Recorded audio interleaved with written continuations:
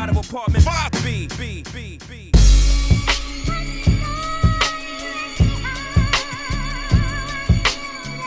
You're now tuned into the Apartment 5B podcast, where we chop it up about hip-hop, R&B, sports, love and life. Hosted by Kill.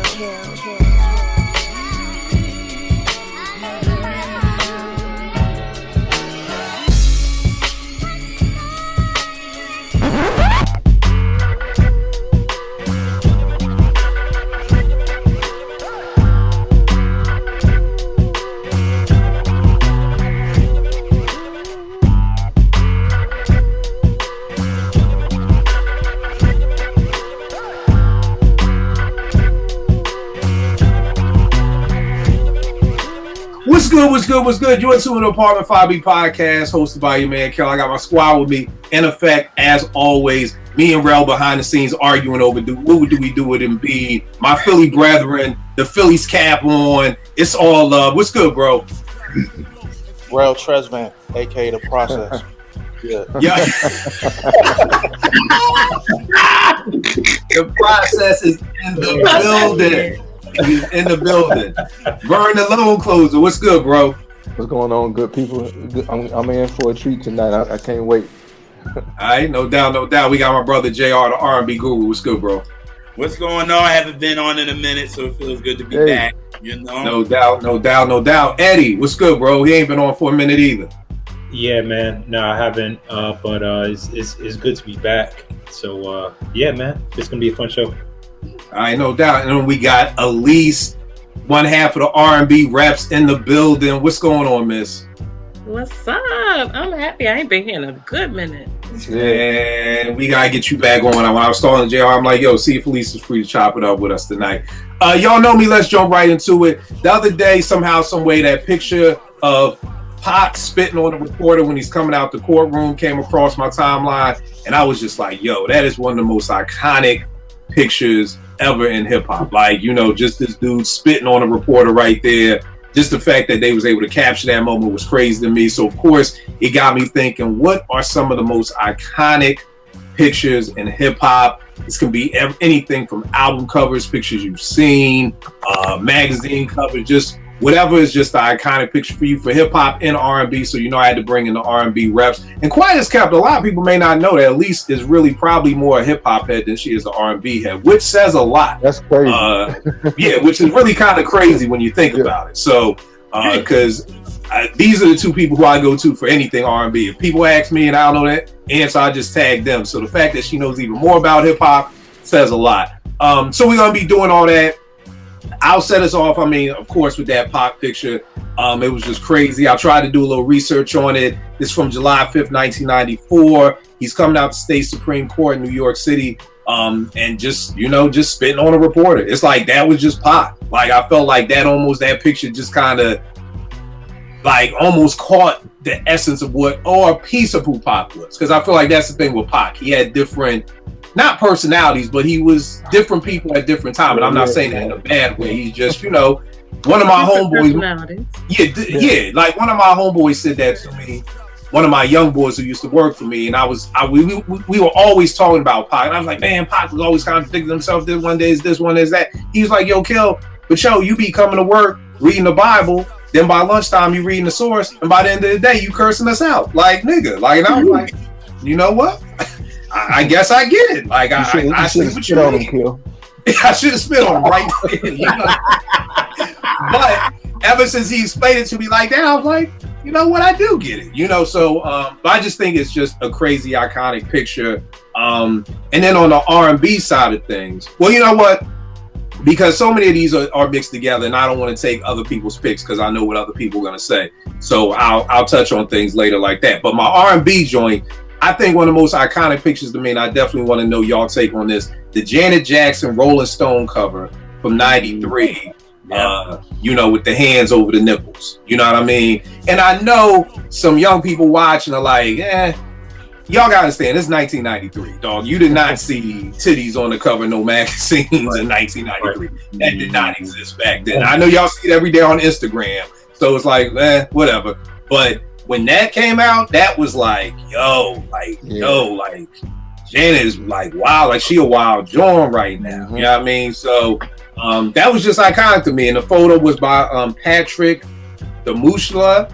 I tried to find the people who did it because I want to give photo credit to these people who caught these images, because it's not just about the picture of the person, but the photographer captioning it means so much to it too. So just real quick, what did y'all think about that Janet picture when you saw it? Because that was, you gotta respect the shooter. You gotta respect the shooter. You have to, because they caught it. But what did y'all think of that Janet picture? Because I mean, when I saw it, I was just like, I never brought an issue of Rolling Stone in my life. It was like, take my money, give me 3 or 4 of them copies. So, but what did y'all think, Vern? What was your thoughts, just real quick, on the Janet joint? She's very talented. She's very talented. Another God somewhere, because get off the island. Good answer. Our Family Feud. Rel, what did you think about the pick? Man, I was probably like 11, hormones all over the place. So that was, you said that was 93. You said that was 93. Yeah. So, I was, we was in love. We saw that picture. You know what I mean? Like that was like porn to us. You know what I'm saying? Right. And I want people to understand that in 1993, there's no Lil Kim yet. There's no Foxy Brown yet. Like that brand of female MC hip hop was nowhere. I think we were maybe 2 to 3 years away from that. And then we definitely weren't seeing it from an R&B singer. JR, what about you? Janet is one of your faves. What were your thoughts when that cover dropped? I mean, we kind of had already knew before it came out because it was really the album cover, right? Basically. So I mean, it was a big deal. It was like Janet was always covered up to here. So it's like when you saw that, it was like whoa. And then they called it the what is it? The Joy of Sex. So it was like really, like it was just like. But again, we all knew that Janet was, she had that in her anyway. You know what I'm saying? Right. From Someday It's Tonight and Funny How Time Flies and all that. But it was like. But I think this was the first time we saw it. Like we knew it. Right. But, and then I mean, it's on a magazine stand. And for people who are younger who may not understand, it's so different now. Like back in the 80s and late 80s, early 90s, porn magazines were covered up. If you went to Walden Books, like they were covered up. You could not see no nipple. This is why that scene in Boomerang was so funny when Bull was like, "Is that a nipple?" He's like, "Well, that was a nipple. I'd be drooling." Like nipples was just not free in the 90s like that. You didn't see a nipple. So the fact that you could just walk into the grocery store and just be in the takeout aisle, and Janet Jackson's joints out right there was kind of crazy. You know what I mean? Eddie, what about you? How old were you in 93, man? I was 13 in 93. So, you know what I'm saying? That's like puberty and all that.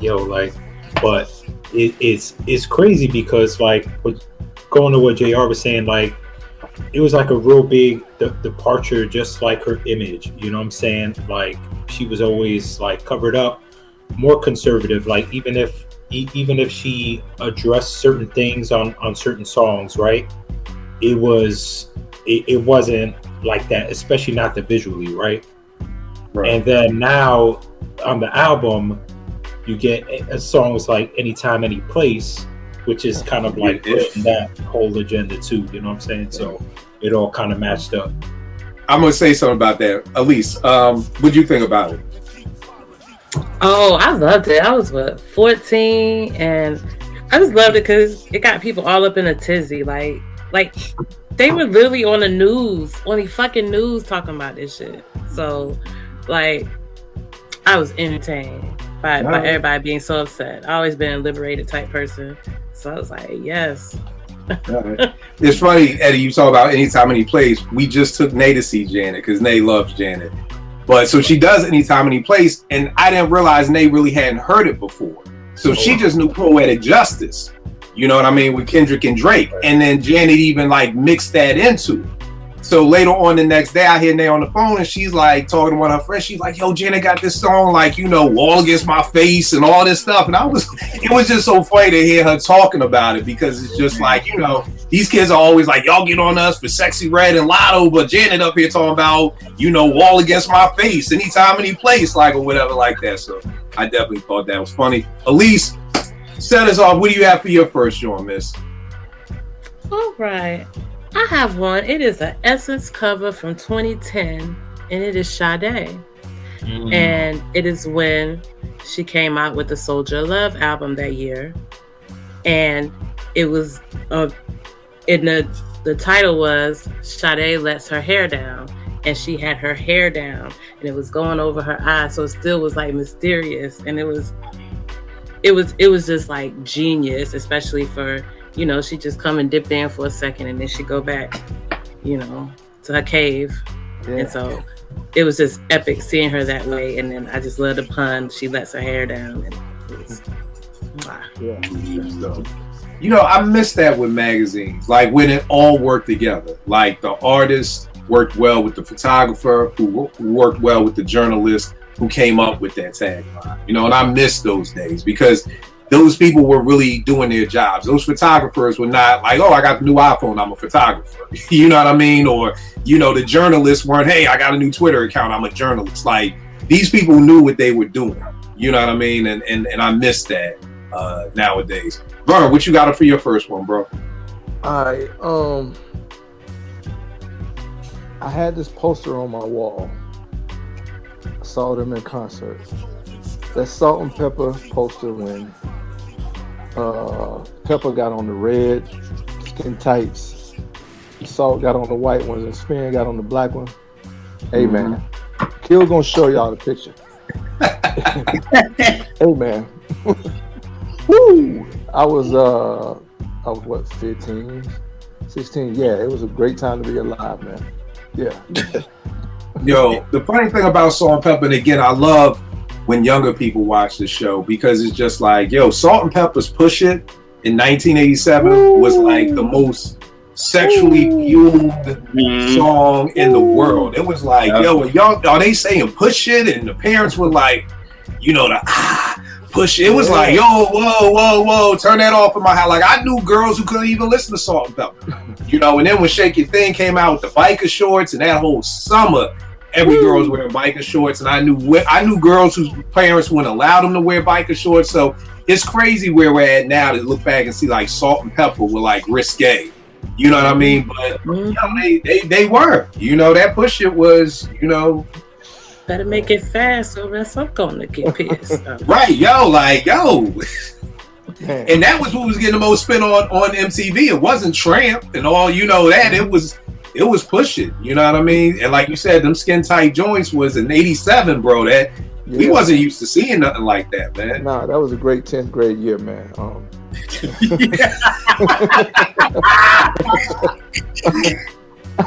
I remember like V103 every morning that's one of the songs they would play as you get ready for school. And I was ready to go to school. No doubt. Bro, what you got for your first joint, bro?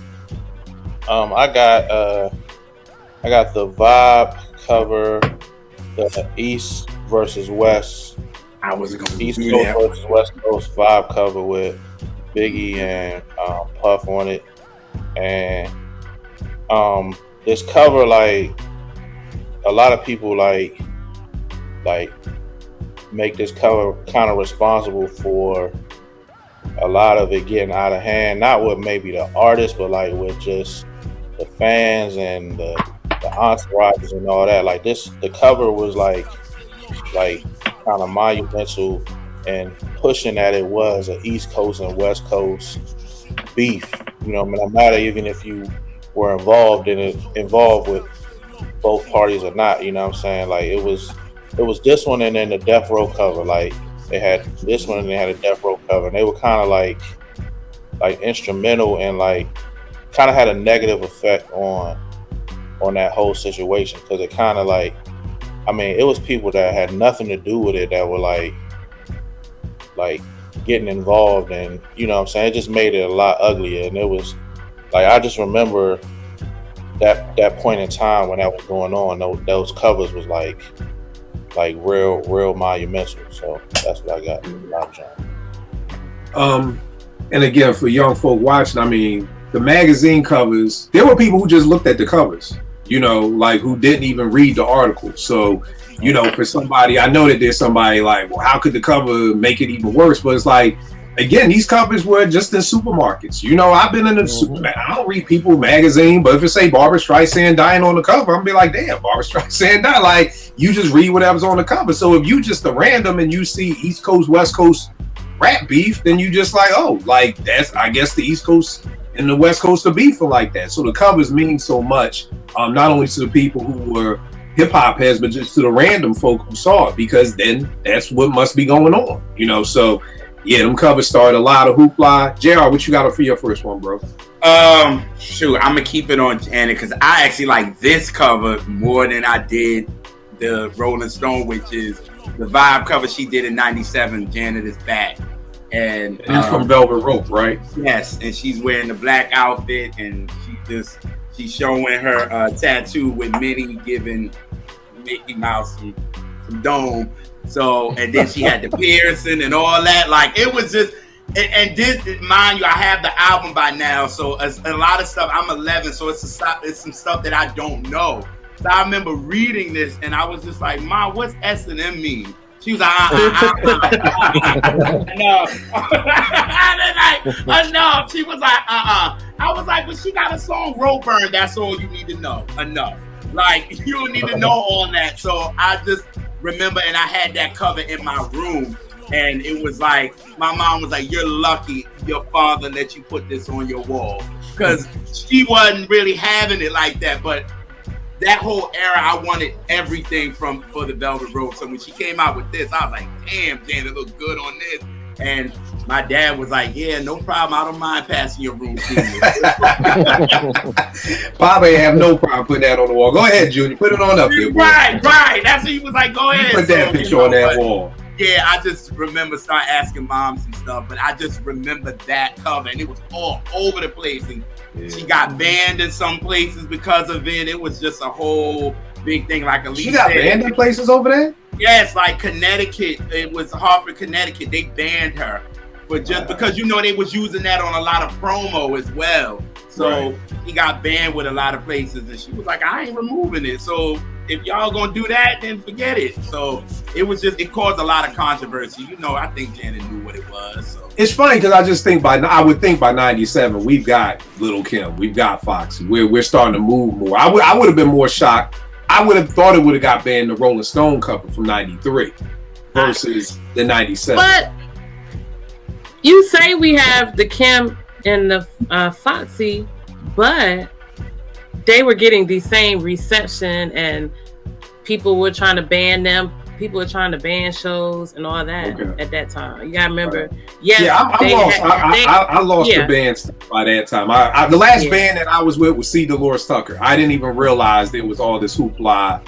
He was trying to do all that, and the infamous Lil Kim poster, where she, all that.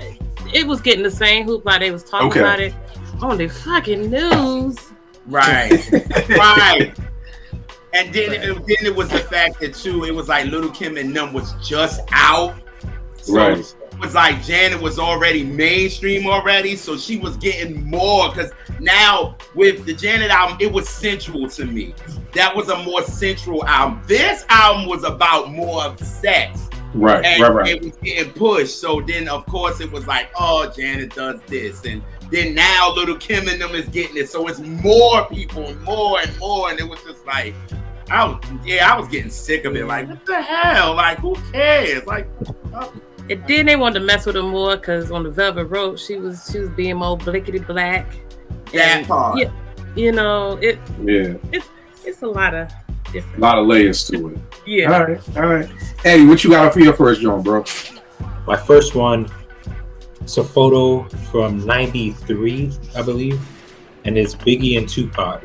It's an iconic photo. You got Biggie with the headband on, bandana, whatever, and Pac throwing up the middle fingers. There's a version of it with Redman in it, and then there was another one. I don't know if it's the same photo or just the same photo shoot, or there's another one where you can see Nas in the background too.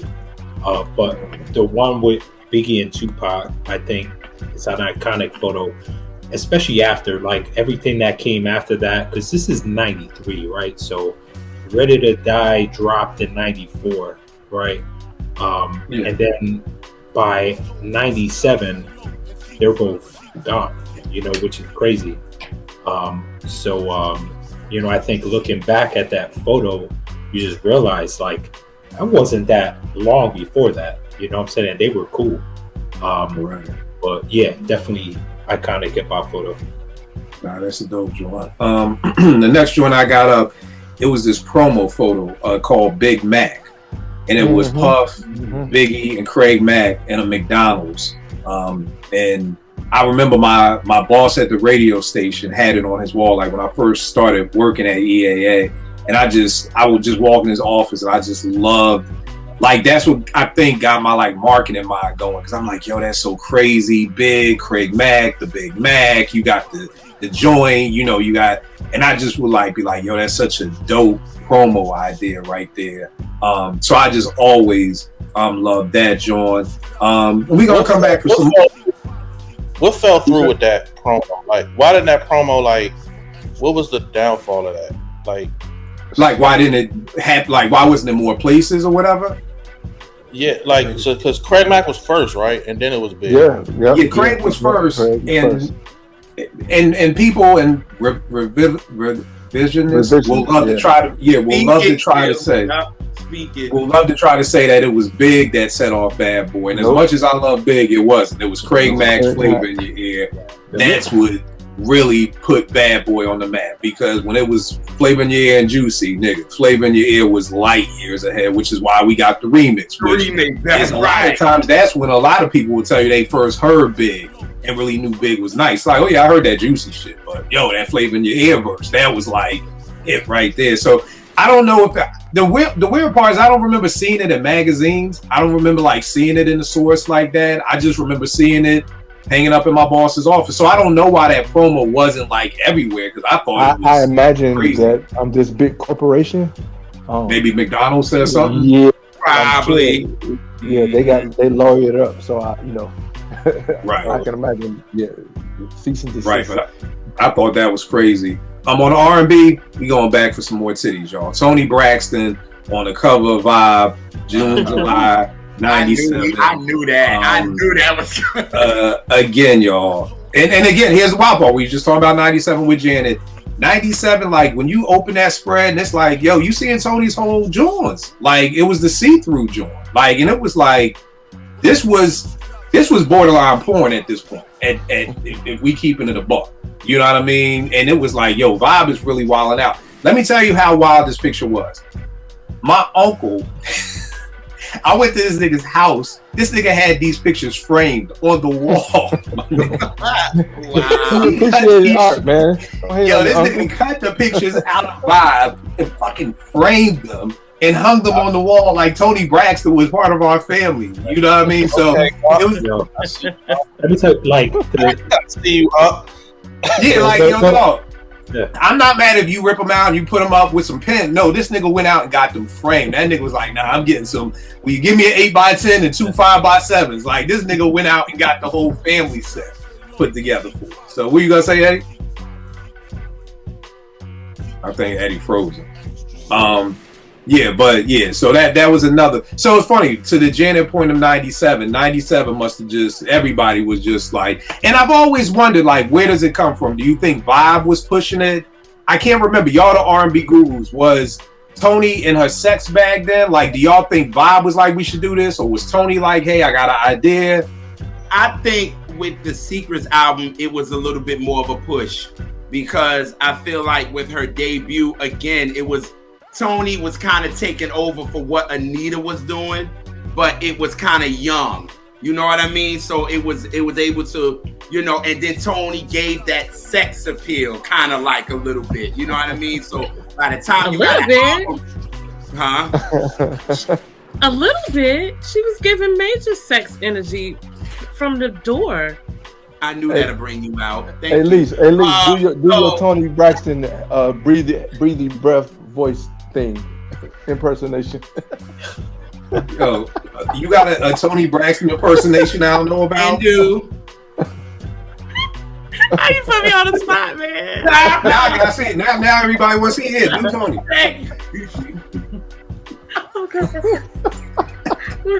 Oh gosh, let's see. Oh, now I'll go with Blake. Start me off, JR. You should do the talking in his sleep. I'm not doing that. All right, give me You Making Me High. Or 7 whole days. How she sing that? Yeah. 7 whole days. And out of work from you. 7 whole nights. And I'm thinking about you.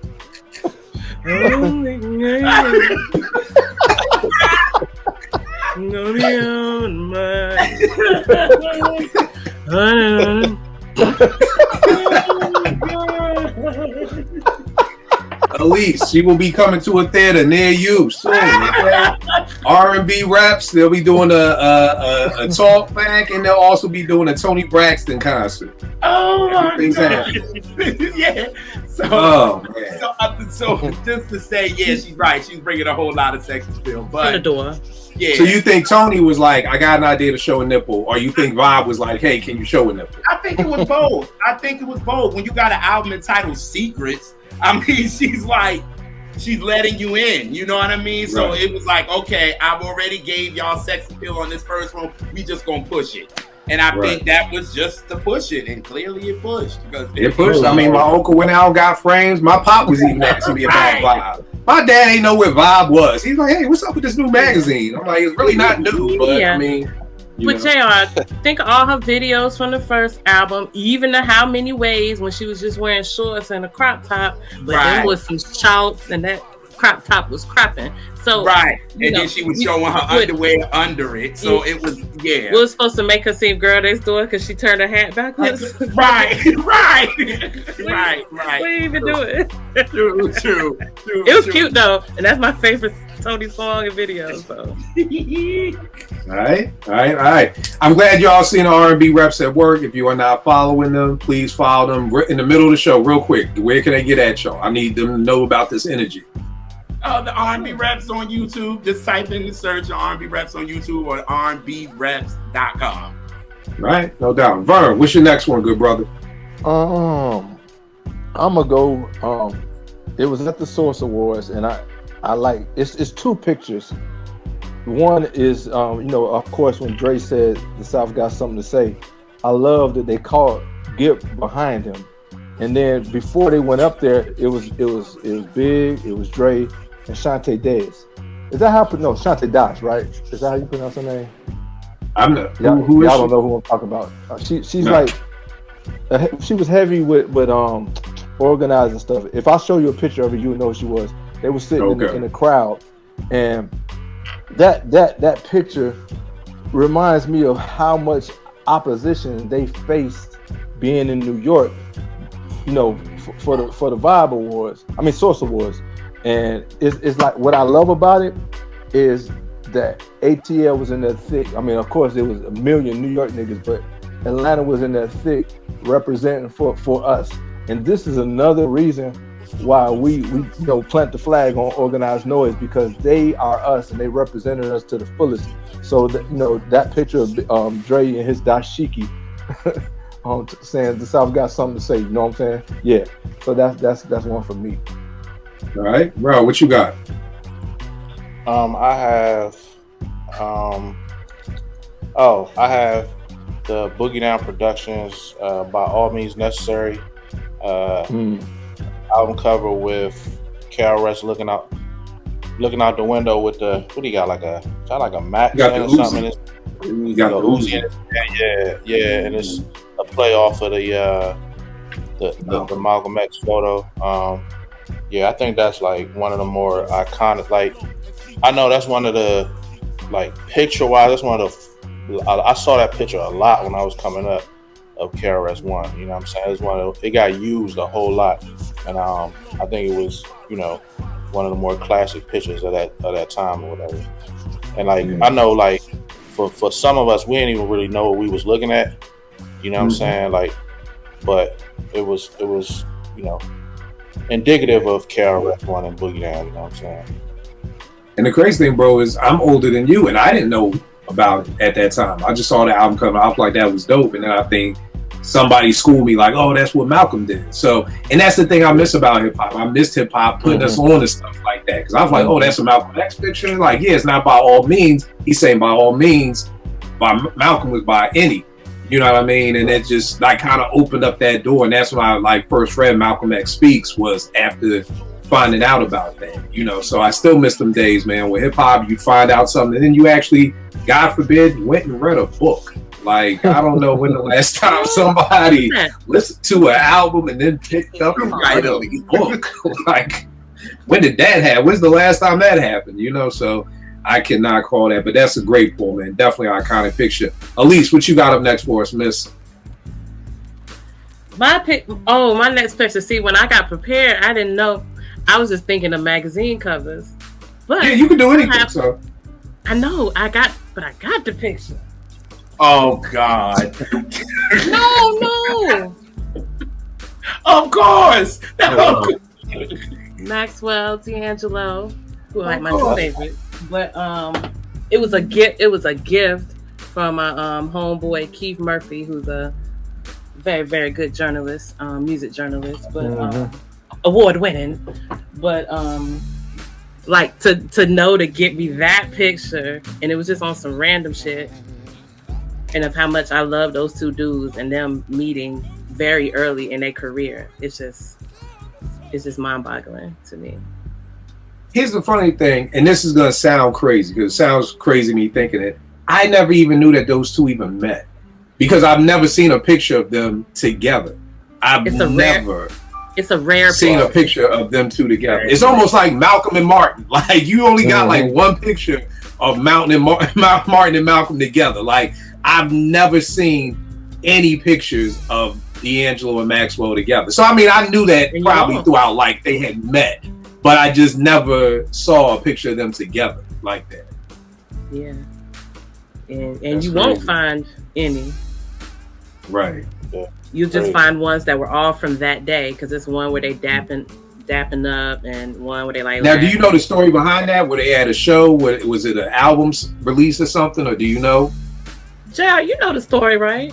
I think they were at the Soul Train Awards in '96. Yeah. So it was like Brown Sugar just bust, it just popped, and then Maxwell released his joint, and they saw each other, and they took that picture for real.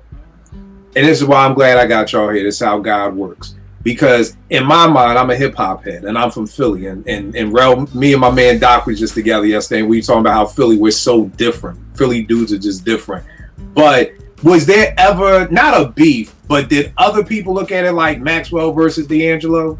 Oh, like, they made it that way. Like I didn't want to assume. When I worked at the radio station, I was pro D'Angelo. My homegirl India, who was an on-air talent, she loved Maxwell, and we would fight about it all the time. I just didn't know if that was just the norm. Like, it was just Maxwell versus D'Angelo.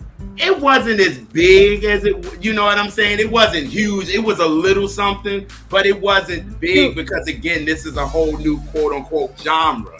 You know what I'm saying? So it's like everybody winning in it at first. You know what I'm saying? And their music was different. Yeah. Mm-hmm. They're in the same category, and now back on my neo soul soapbox, but they made totally different kinds of music. That's what I thought too. I thought they had a different sound. What they had in common was that they were singing all day vocals, no background vocalists, and they was playing a bunch of instruments and producing. That's their commonality. And they were doing it young. They were young. Yeah. And then their music was very thick. So it was thicker than what everybody else was doing. So you kind of felt the thickness. But again, like Elise said, everything was different. They albums sound nothing alike. It was more that compare stuff that has always happened. That lazy people do, Any people that are any people that are contemporaries, they're gonna attempt to pit them against each other. Sometimes they succeed, as we was just talking about, but with this one, it didn't stick. because people love both of them so much. As far as the women, I don't know about the dudes, but as far as the women, they was down for both. So, have y'all seen the D'Angelo documentary? No. Yes. Where can we see it? I sent it to everybody. Yeah, you sent it to me. Yeah, I saw it. Yeah. Elise, do you need it? You saw it? Yeah, I seen it. Yeah. Okay, I'll send it to you tonight, bro. Eddie, you got it already? Anything D'Angelo or Maxwell that happens in this world, that's she got it. I swear I'm on it. All right, no doubt. JR, what's your next joint?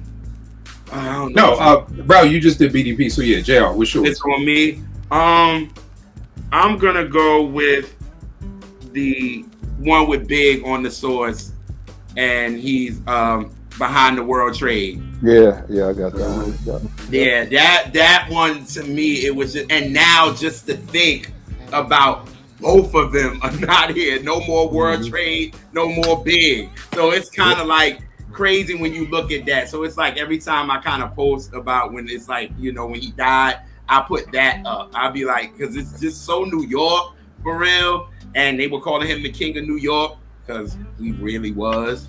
But it was like that I just remember that picture out and just remember going home and seeing it all on the, on the newsstands, and everybody was just copping it. It was just a moment. So that's a very iconic magazine cover for me. Hey, Kill, right. Can I say one of my regrets? Yeah. I used to have pretty much every source in boxes. And you get to a certain age because I did this with a lot of my pictures from high school. I ain't thinking about that. I'm a grown man, and threw them all away. And now I wish I had them. Yeah. To be honest with you, bro, I got a couple of joints like around here, but I don't know why I didn't save them. And it's weird because I'm literally a hoarder when it comes to like stuff, so records and books and stuff like that. So I'm shocked I didn't keep all of them. I have like sporadically, but I had literally every source that was ever done. And I have no idea. I can't even remember why. It wasn't because of space or room. I don't remember what happened to them. But yeah, that's definitely while I was doing research for this joint, one of mine, and I got so many. I can say this one. It was Big and Faith on in the back of the Big and Faith. It's one of mine, and I was like just doing research for this show, and it's on eBay for $150. I'm like, this vibe is going, it's $450, and I was just like, man, okay, you know what I mean? So again, hey, money. Eddie, what you got up next for yours, bro? I got it's a double XL magazine. I think it was 98 when the photo was taken, and it's the greatest day in hip hop, which was a recreation of the great day in Harlem with all the jazz legends, and they did it with all the hip hop legends, and they were in front of the brownstone building, in front of Stoop, and like just everyone's in that photo, man. It's crazy. Like, and what's wild is like with this new Common Pete Rock album, they showed that photo. And it was literally, they were standing near each other. Like, I think either Common was like one row above where Pete Rock was at. They were like right there next to each other. But yeah, just crazy night. I don't know if we ever get anything like that again, man, to be honest. I want to say I ordered that from XXL and they never delivered it. So like XXL owes me like $20 or something like that. Because I wanted that joint because I don't have time I was looking back. There's no way I can get that, but they did a great day in Philadelphia for all the jazz musicians, and my mom is in the picture. So I wanted to have the original one, the one with my mom, and then the one with the hip hop one. And they never sent it. But yeah, that was definitely a dope picture, man. Next up, I'm gonna go with this one. A lot of people, but this is personal to me because growing up, everybody would call me Big Daddy Kill because I had the real high top fade. It's a picture of Scoob Lover cutting Big Daddy's cane hair. Yeah. You know what I mean? And I love that pic. I mean, that's around the time I started cutting hair in '88. So I just love that picture of just, you know, the brotherly love, like, dog, you know, cutting your man's hair, you know, that's what we used to do around the way. So I always love that picture. On the R&B side, it's this picture of Marvin Gaye just sitting at the piano playing. I mean, you know, it's an iconic picture, black and white. And that's just, you know, just to me, it just embodied Marvin. I just always love that pic. So those are two of mine. Elise, what you got up next, miss? I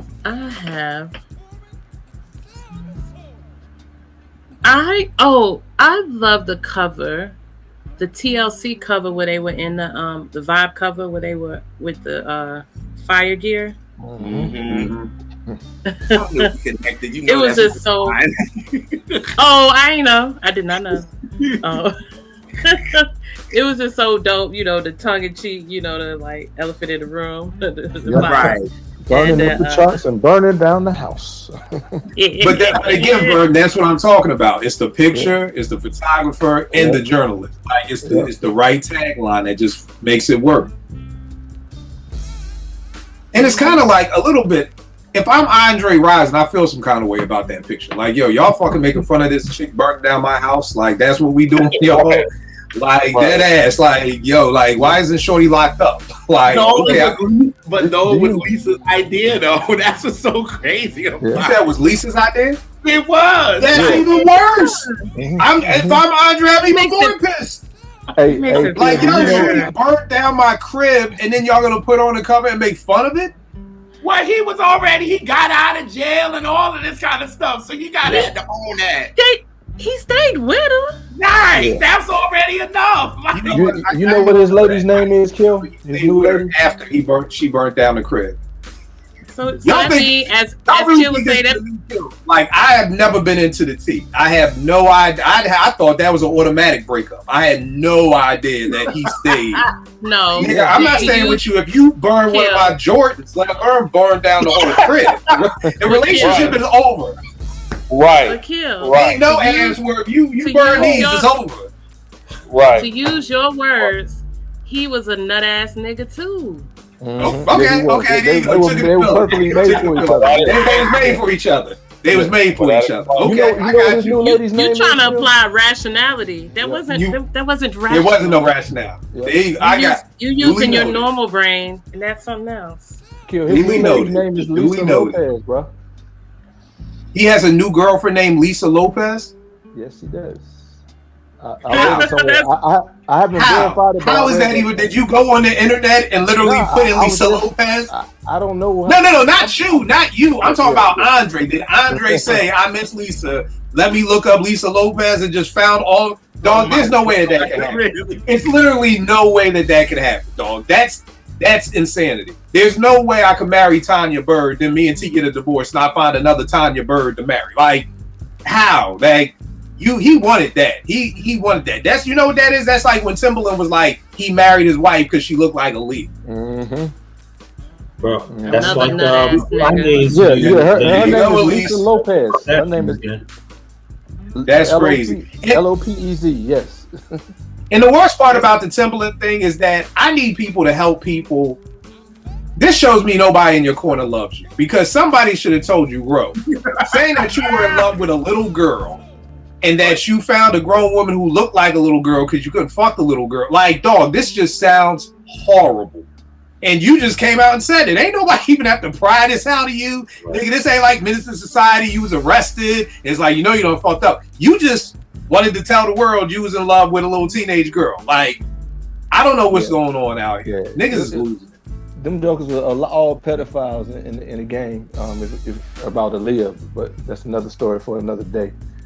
Yeah, I'm like, these niggas just telling on themselves I was in love with a 14-year-old. Like, nigga, did you just say that out loud? And are you still married? Like, how does your wife feel about that? That you married her because she looked like a little girl? I can't call it. Vern, what you got up next, bro? All right, I'm gonna go. This picture makes me feel good. It brings back memories, makes me smile. It's the Native Tongue picture with Paz, Mace, two Jungle Brothers, three Jungle Brothers, Chris Lighty, Moni Love, and Q-Tip, and That's the buddy shoot, right? Well, not that necessarily. I don't know if you can see this, but yeah, that's from the buddy shoot. I think that's the 12. Okay. Yeah, you're right. And so this album, whenever like, it's crazy now that we're talking about it.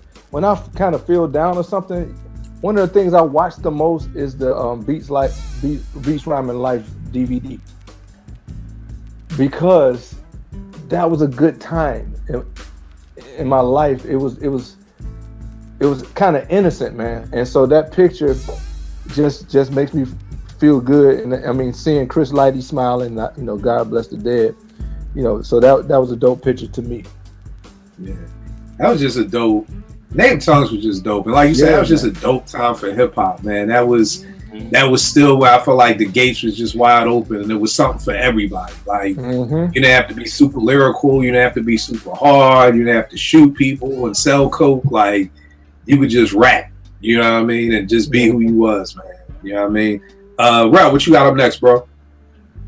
Yo, I got this kind of a sad picture. I got the picture with Pop in the car next to Suge, like the night he got killed.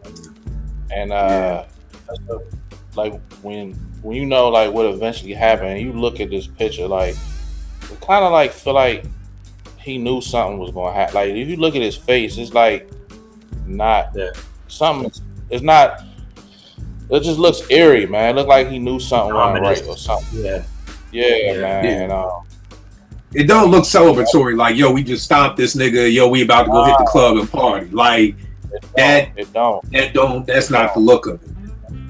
And you rarely like see, especially during this time, you rarely see Pop look like this. He was always like real energetic, talking shit, or just like he looks like somber in this picture. And to know like what happened, like maybe 30 minutes later after this picture is like, it's kind of eerie, you know what I'm saying? So, that's what I got. Yeah, that's a dope joint. JR, what you got, bro? I forgot to see you this one, but this you killed the one where Michael is looking at Stevie in the studio. Oh yeah. That is iconic to me, because that just shows how much Michael was a student then. You know what I'm saying? Like, it was just like he's just looking at Stevie like, what is he doing? What buttons is he pressing? Like, he like, I want to learn. You know what I mean? And I feel like that should what everybody should do. Be a student of music. You know what I'm saying? Like, look at what he was doing and look what Michael has became, because he done watched over this and took from this and all that. So that picture is so iconic with, Michael looking over Stevie in the studio. So. Yeah. That's dope. Eddie, what you got up next?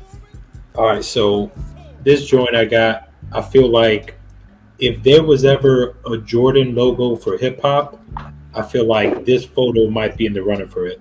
That's Biggie, the red background with the gold crown on his head. Yeah. I think more than any other photo of him, like that's on everything. Like you look at all the merch, and yeah, you have like the ready to die baby on merch too, right? But that photo right there is like, just when you think of Biggie, it's that super iconic photo right there. Like it, like I said, it's like the Jordan logo for hip hop, at least to me. Now that's not a bad joint. Like if we had to, that definitely, I think that would, like you said, be in the running for, if there had to be a logo, that would be it. The next joint I got, it's a picture shot by Chi, I think that's how you pronounce his name, Chi Modu, big hip hop photographer, and it's Nas. This was like during Illmatic, and he's by the Welcome to Queensbridge sign. He's got the hoodie on, and he's rolling a blunt. You know what I mean? So it was just like, at that time, I was like, yo, that's a ill pick right there. Like, that's so dope with the whole Welcome to Queensbridge joints. And I got so many, I'm going to throw another one in too. There was a joint with Meth, like during the Tikal days, Wild Fro. He had the fangs in his mouth, and he had a blunt.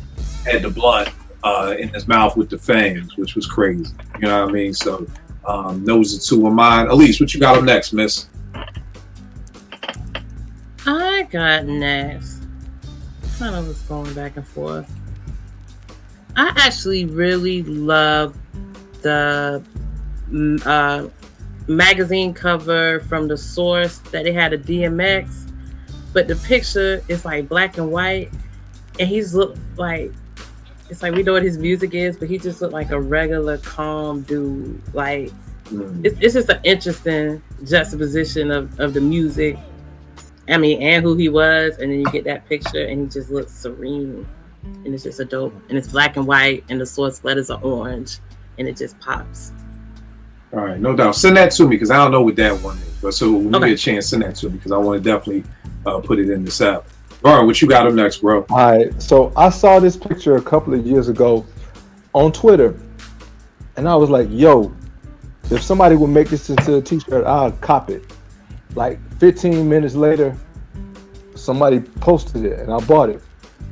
And into the t-shirt is Isaac Hayes, Rick James, Barry White, Glodine White, and Teddy Pendergrass. Wow. I mean, dog. Now, Glodine White is Barry's wife? Yeah. Okay.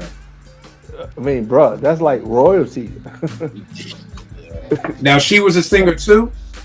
Yeah, Love Unlimited. Unlimited. Oh, she was with the Love Unlimited. Okay. Yeah. So that's definitely an iconic picture for me. I saw it's been floating up to TL today. I guess some other people discovered it, but yeah, that one definitely. And every time I wear it, I wore it to Layla's concert, and old heads were like, "Yo, man, you don't know nothing about them." I'm like, "Nigga, who you talking to?" I know about all of them.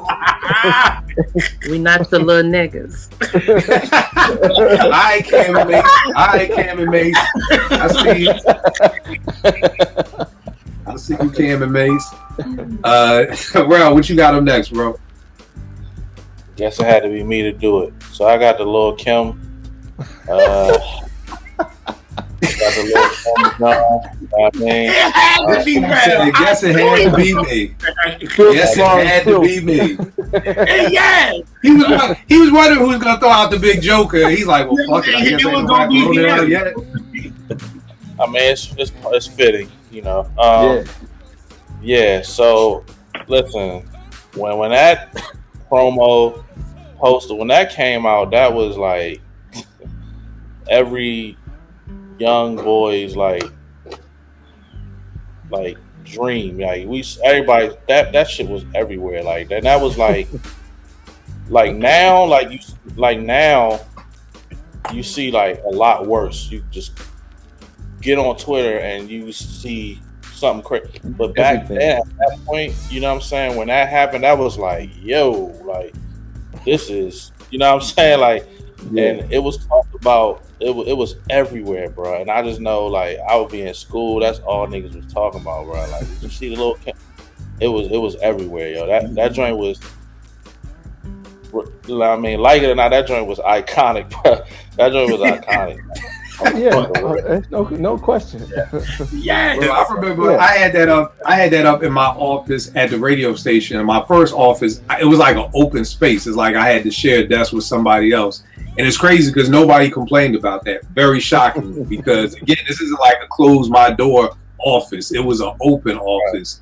But I mean, I don't even know shorties who was hating on it at that time. Like, you know what I mean? Like, girls who would come through the radio station was like, oh, get Kim off the wall. Like, shorties back then idolized Kim. You know what I mean? Or even if you didn't idolize her, you messed with her. So it wasn't like, you know what I mean? Yo, that's nasty. Get that off the wall, kill. But yeah. You know what it also does. Whenever I see that picture or pictures of her when she was young, man, Kim was a cute chick, man. And you hate to see, for whatever reason, because I know we can go in the depth about why she did what she did. But yeah, that girl was real pretty, man. Yeah.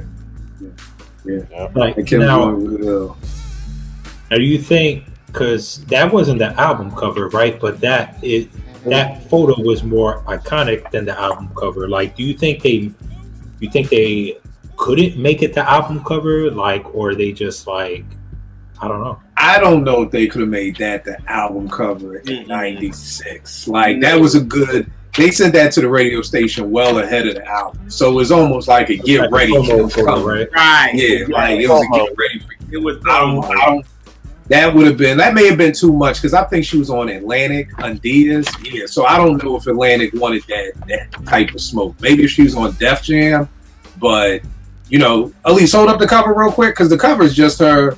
Yeah, the cover is just that joint right there, which isn't bad at all. Not like the promo joint.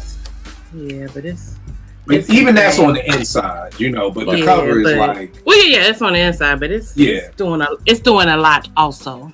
Yeah. But I think I don't think Atlanta wanted that smoke, and then it's like I think Adidas' first release from the label, so just being in my marketing mind, like, nah, we don't want that smoke.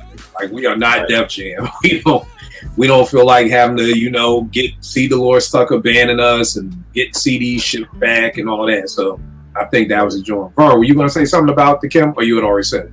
No, I did already. Yeah. All right, no doubt. JR, what you got up next, bro? You on mute, bro. My bad. I got an ebony cover, and this is like in 1987, and it has Whitney, Anita, and Janet on it. Mm-hmm. And I think that's iconic, and I think it should show that you could have three people, owning mainstream and being black women and doing differently. They're not the same artists and all that. And this is 1987, and on it they asked who's the greatest.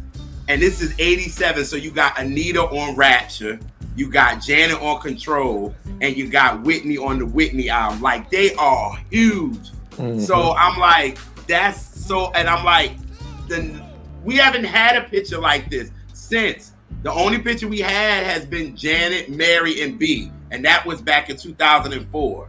You know what I'm saying? And I'm like, we can't get more of these just to show that everybody can shine. So I think that's so iconic. And those were big albums for them, and everybody was in different lanes and all that. I think that was big, for real. Question, do you think that the artists feel like they're in competition? Like, you know what I mean? Like, kind of like, and I'm asking because maybe hip-hop is different than R&B, and again, Philly niggas are different. I feel like everybody's competition. Like, and I really think it was just the way I was raised. Like, it's just like, if I'm the best basketball player uptown and a nigga's the best basketball player in North Philly, nigga, that's my competition. That nigga got to go.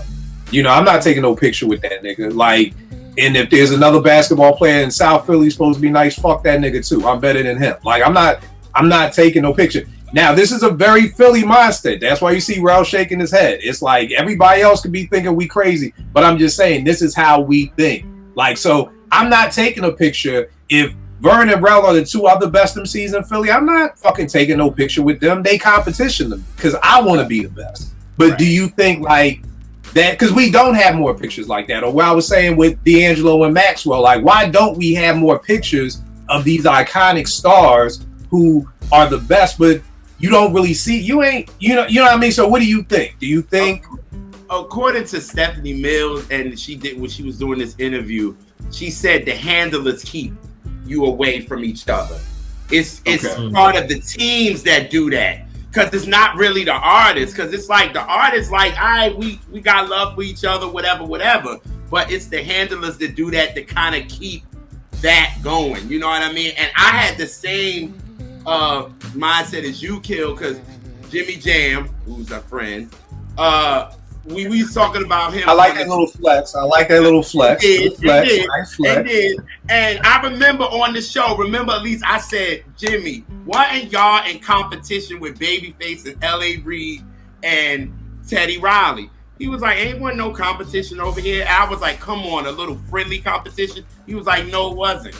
It was no friendly competition, nothing. We did what we did, they did what they did, and that was it. And he said it in a little more gathering type of way, but it was just like, he was like, nah, it wasn't no competition. So I'm thinking now, I'm like, I don't think... Now question, JR, did he say it in a way, because a Philly nigga would be like, ain't no fucking competition because them niggas ain't shit. I'm better than them. Did he say it like that?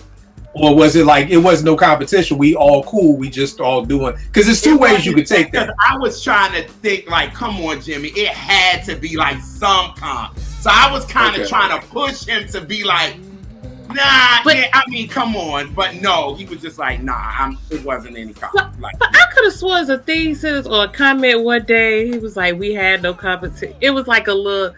But it was real subtle little cockiness, like. And see, that's what I'm saying. Cause see, I would be like competition. That nigga ain't no competition. Like, but I'm saying it in a very them niggas ain't shit to me way. I'm not saying it like, oh no, we was all kumbaya. It's like, oh, you think Teddy's fucking with us? Like, nigga, there ain't no competition. Like, no. He said, and he was like, and then when he did, I forgot what was it's an interview when he was talking to an Asian guy. I forgot what his name, because D'Angelo did it. Questlove went on the show. I forgot what it is. And he said one thing about us. Jimmy said one thing about us. We stay warm because when you hot, you go down. So he said we was always warm doing our shit because we never wanted to be too hot because you gonna always cool. So he was like, there was producers that were hot at one point and then they cooled down. I was like, okay, Jimmy, that's your subtle way of saying, okay, got it. You know what I'm saying? I was just listening to the Jimmy Jam interview for the 20th time on Quest, and I think it's real cool though that although you would think Face and Jimmy Jam and Lewis would come better, Jam and Lewis are the ones who put Face. I mean, with the Godfather. I'm drawing a blank. Clarence Avon. To get them out of their bad deal that they were with the deal. So they looked out for them to even get them where they were as LaFace. So just a little side note. Mm-hmm. Yo, bro, what is wrong with Good thing they weren't from Philly, man. Good thing they weren't from Philly. Yeah. Okay. We got like a us against the world attitude. We got like a everything is against this attitude, bro. Like, and my mom says that about me. Like when I was coming up, she was like, "You take everything personal and everything is like a fight." You know what I'm saying? And it's just how we are. I don't know. And hip hop wise, it's because we were looked at as the little brother. So we were always, you know what I'm saying? New York looked at us as like little bro. Like when niggas say that shit now, I get mad. You know what I'm saying? Like, so I don't know. It's just how we are. Like. It's just how we are. We different. Yeah. We different. Eddie, what you got up next, bro?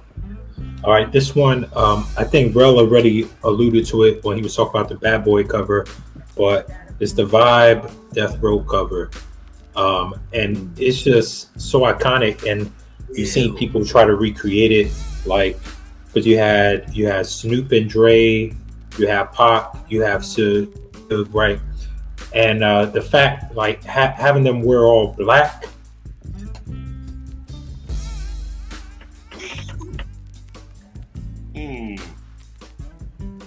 Eddie on his Villain in Black joint. My bad. My internet was tripping, man. My bad.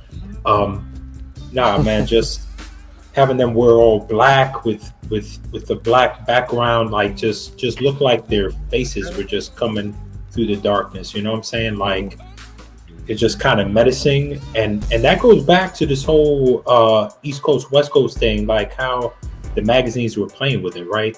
Because they kind of making it look menacing, and you always notice also, right, like Bad Boy was always like with a white background, right?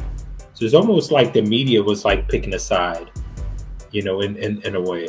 So I think it's that too, and it's kind of like we were just talking the last step with Vega about, like, when they're promoting a fight, there has to be a good guy and a bad guy, right? You know what I mean? To make it good, you know, it's good versus evil. So it's kind of like, you know, like you said, it could be white, black background for the East Coast and the black Death Row. They're the bad guys. These are the good guys. We got to put them against each other. And at the end of the day, they're just trying to sell magazines. But at the end of the day, they sold a lot of death, because a lot of people died behind that. A lot more people than what we even know about. You know, definitely lost their lives behind that. Yeah, which is crazy. You made a good point that I didn't even think about. Like, imagine the people like walking in the store, just walking past it and seeing the cover, but not reading. Right. Like, you're not getting the context. You just see that, and then you just going with that. You know what I'm saying? And it was like, it caused a lot of damage, man. Like a lot. Because I mean, that's the thing. At the end of the day, the cover is what sells it. You know what I mean? Yeah. Like I said, I don't read People or the Enquirer or any of that, but you wait in the line to get your groceries. Back in the day, before you had self-checkout, people don't do self-checkout, man. Unless they're giving you a 25% discount. I'm not bagging my own shit. I'm not. You just saved yourself $25 or however much you pay a cashier per hour for me to bag my shit. Nah, I'm not doing it. Don't do that self-checkout. Shout out to my man Mills for schooling me for that. I ain't doing your work. But back when we had to wait in the line to go get our food and everything like that, and you'd see all the Enquirers and you'd see all that, and you just read the cover. I never even picked it up even. So if it says somebody on crack, somebody on crack. Like, that's just what it says, and you keep it moving. So when you're seeing these magazines like that, like I said, the people who don't even know nothing about hip hop are seeing that and making a judgment call on that. Next joint I got up, if y'all know me, I love subway trains. If there was a fifth element of hip hop, that would be it for me. Is Gangstar Standing on the Train. This was a Source cover when Hard to Earn just came out. This is also the issue where Illmatic got the 5 mics in it. Just something about Gangstar and them just staying on the subway car. I loved it. It just is a iconic pick to me. And another one for me is it was an episode of the Source, an issue of the Source. Both of these are shot by Chimodu, by the way, too. And it was the Hit Squad. They shot them from the back. It looked like they were like maybe overlooking the water or something like that. And I want to say, I can't remember too many pictures where the whole Hit Squad was together. EPMD, Das Effects, K-Solo, and Redman. And this was shot from the back. And it was iconic because, like I said, I think this may be one of the first and only times the whole Hit Squad was pictured together. And this was also the issue where they were talking about the Hit Squad breaking up. So that was crazy to me, too. Elise, what you got up next for your next joint? My next one is the Vibe cover with Erykah Badu from 1997.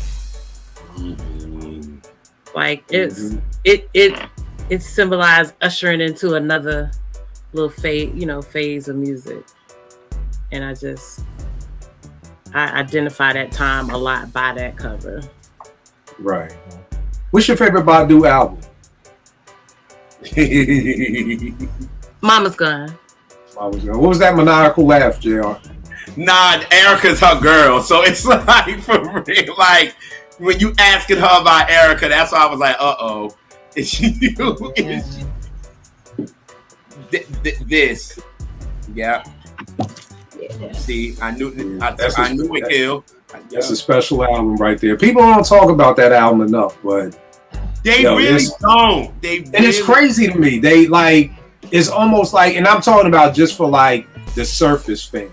It's just like Baduism, and that's it. Like it literally is like, that's it. But Mama's Gun, I mean, I personally, that's my favorite too. I mean, that joint is just crazy to me. Green Eyes, I mean, so many great songs on that joint. So, all right. Okay, now she pulling out everything. I ain't mad at you. I know. Both of you R&B. See, Ron, we talking about Philly niggas. Both these R&B people out here flexing. Oh, Jimmy Jam, that's a friend. Oh, when you ask me, Kill, Erykah, let me pull out a couple of albums for you, you know. So, y'all getting y'all flex on too. That's what's up. That's what's up. Yeah. What you got up next, bro? I don't know if you can see this. It's the back of the Kid and Play album, Red Benz. Red Volvo. What's the Jordans they got on, Kill? Because I'm not. Those are threes. The black Sigma 3. They got the white ones. Yeah. Yes. I knew y'all would know. So right. There's so much to talk about that cover, Vern. But you go first. But there's so much to talk about that cover. So this was a time in hip hop for me. Like I never had New York envy. But I used to love like the videos and learning about New York and their style because it was different. Like you would see De La Soul video with China and Jet dancing, or the Special Ed video. Like, man, they live up in New York. So this was another case of that. Seeing how fly they were. I mean, all the Kid and Play's videos, like Getting Funky, all that kind of stuff. So, but that album cover is ironic to me. So yeah. bro, this joint, I can't tell you how many times I stared at the back of this album cover. You know what I mean? Just for the threes. They got the red Benz with the gold BBS joints on them. You know, they got the Volvo in the back. You had the two hype dancers there. I mean, it was just such a beautiful, innocent time in hip hop. Like the fact that you have a Volvo, like, and that was fly. Like, you know what I mean? Like you pull up to a club in '88 in a Volvo, nigga, you done shut the spot down. You know what I mean? Like, so just such a dope time. Yeah. So you know, regular cars was the joints. Like we said, Buster said. Now I got my cherry Pathfinder. Like you pull up now in the Pathfinder, niggas like, somebody pulled up. Like, did you, who drove that? Who drove that? Yeah. They like, what's that thing for the Chappelle show? There's poor people around here. People pull up the Pathfinders. Like, this is not the club for us. You know, a nigga done pulled up in the path. It's time to go home, y'all. They gonna start shooting up in here. Hey, Kill, you also another thing about this album cover and hip hop during that time, the videos and the album covers, is like being in Atlanta, like, oh, that's how New York girls are. And then like some of them would move down here. It's like, yo, they got a different flavor, man. So you can just see that flavor on that album cover. That's why that one is really dope to me. Yeah, definitely a dope pick. Bro, what you got up next, bro? I have the Nas and Jay-Z picture where they're sitting. I guess it looked like they're at a club or whatever. I don't know if y'all can see that jump. Like at a restaurant or something. Yeah. And it's iconic because, you know, the battle, but you know, it was always like, why they don't have a song together? Are they beefing? Are they taking shots at each other?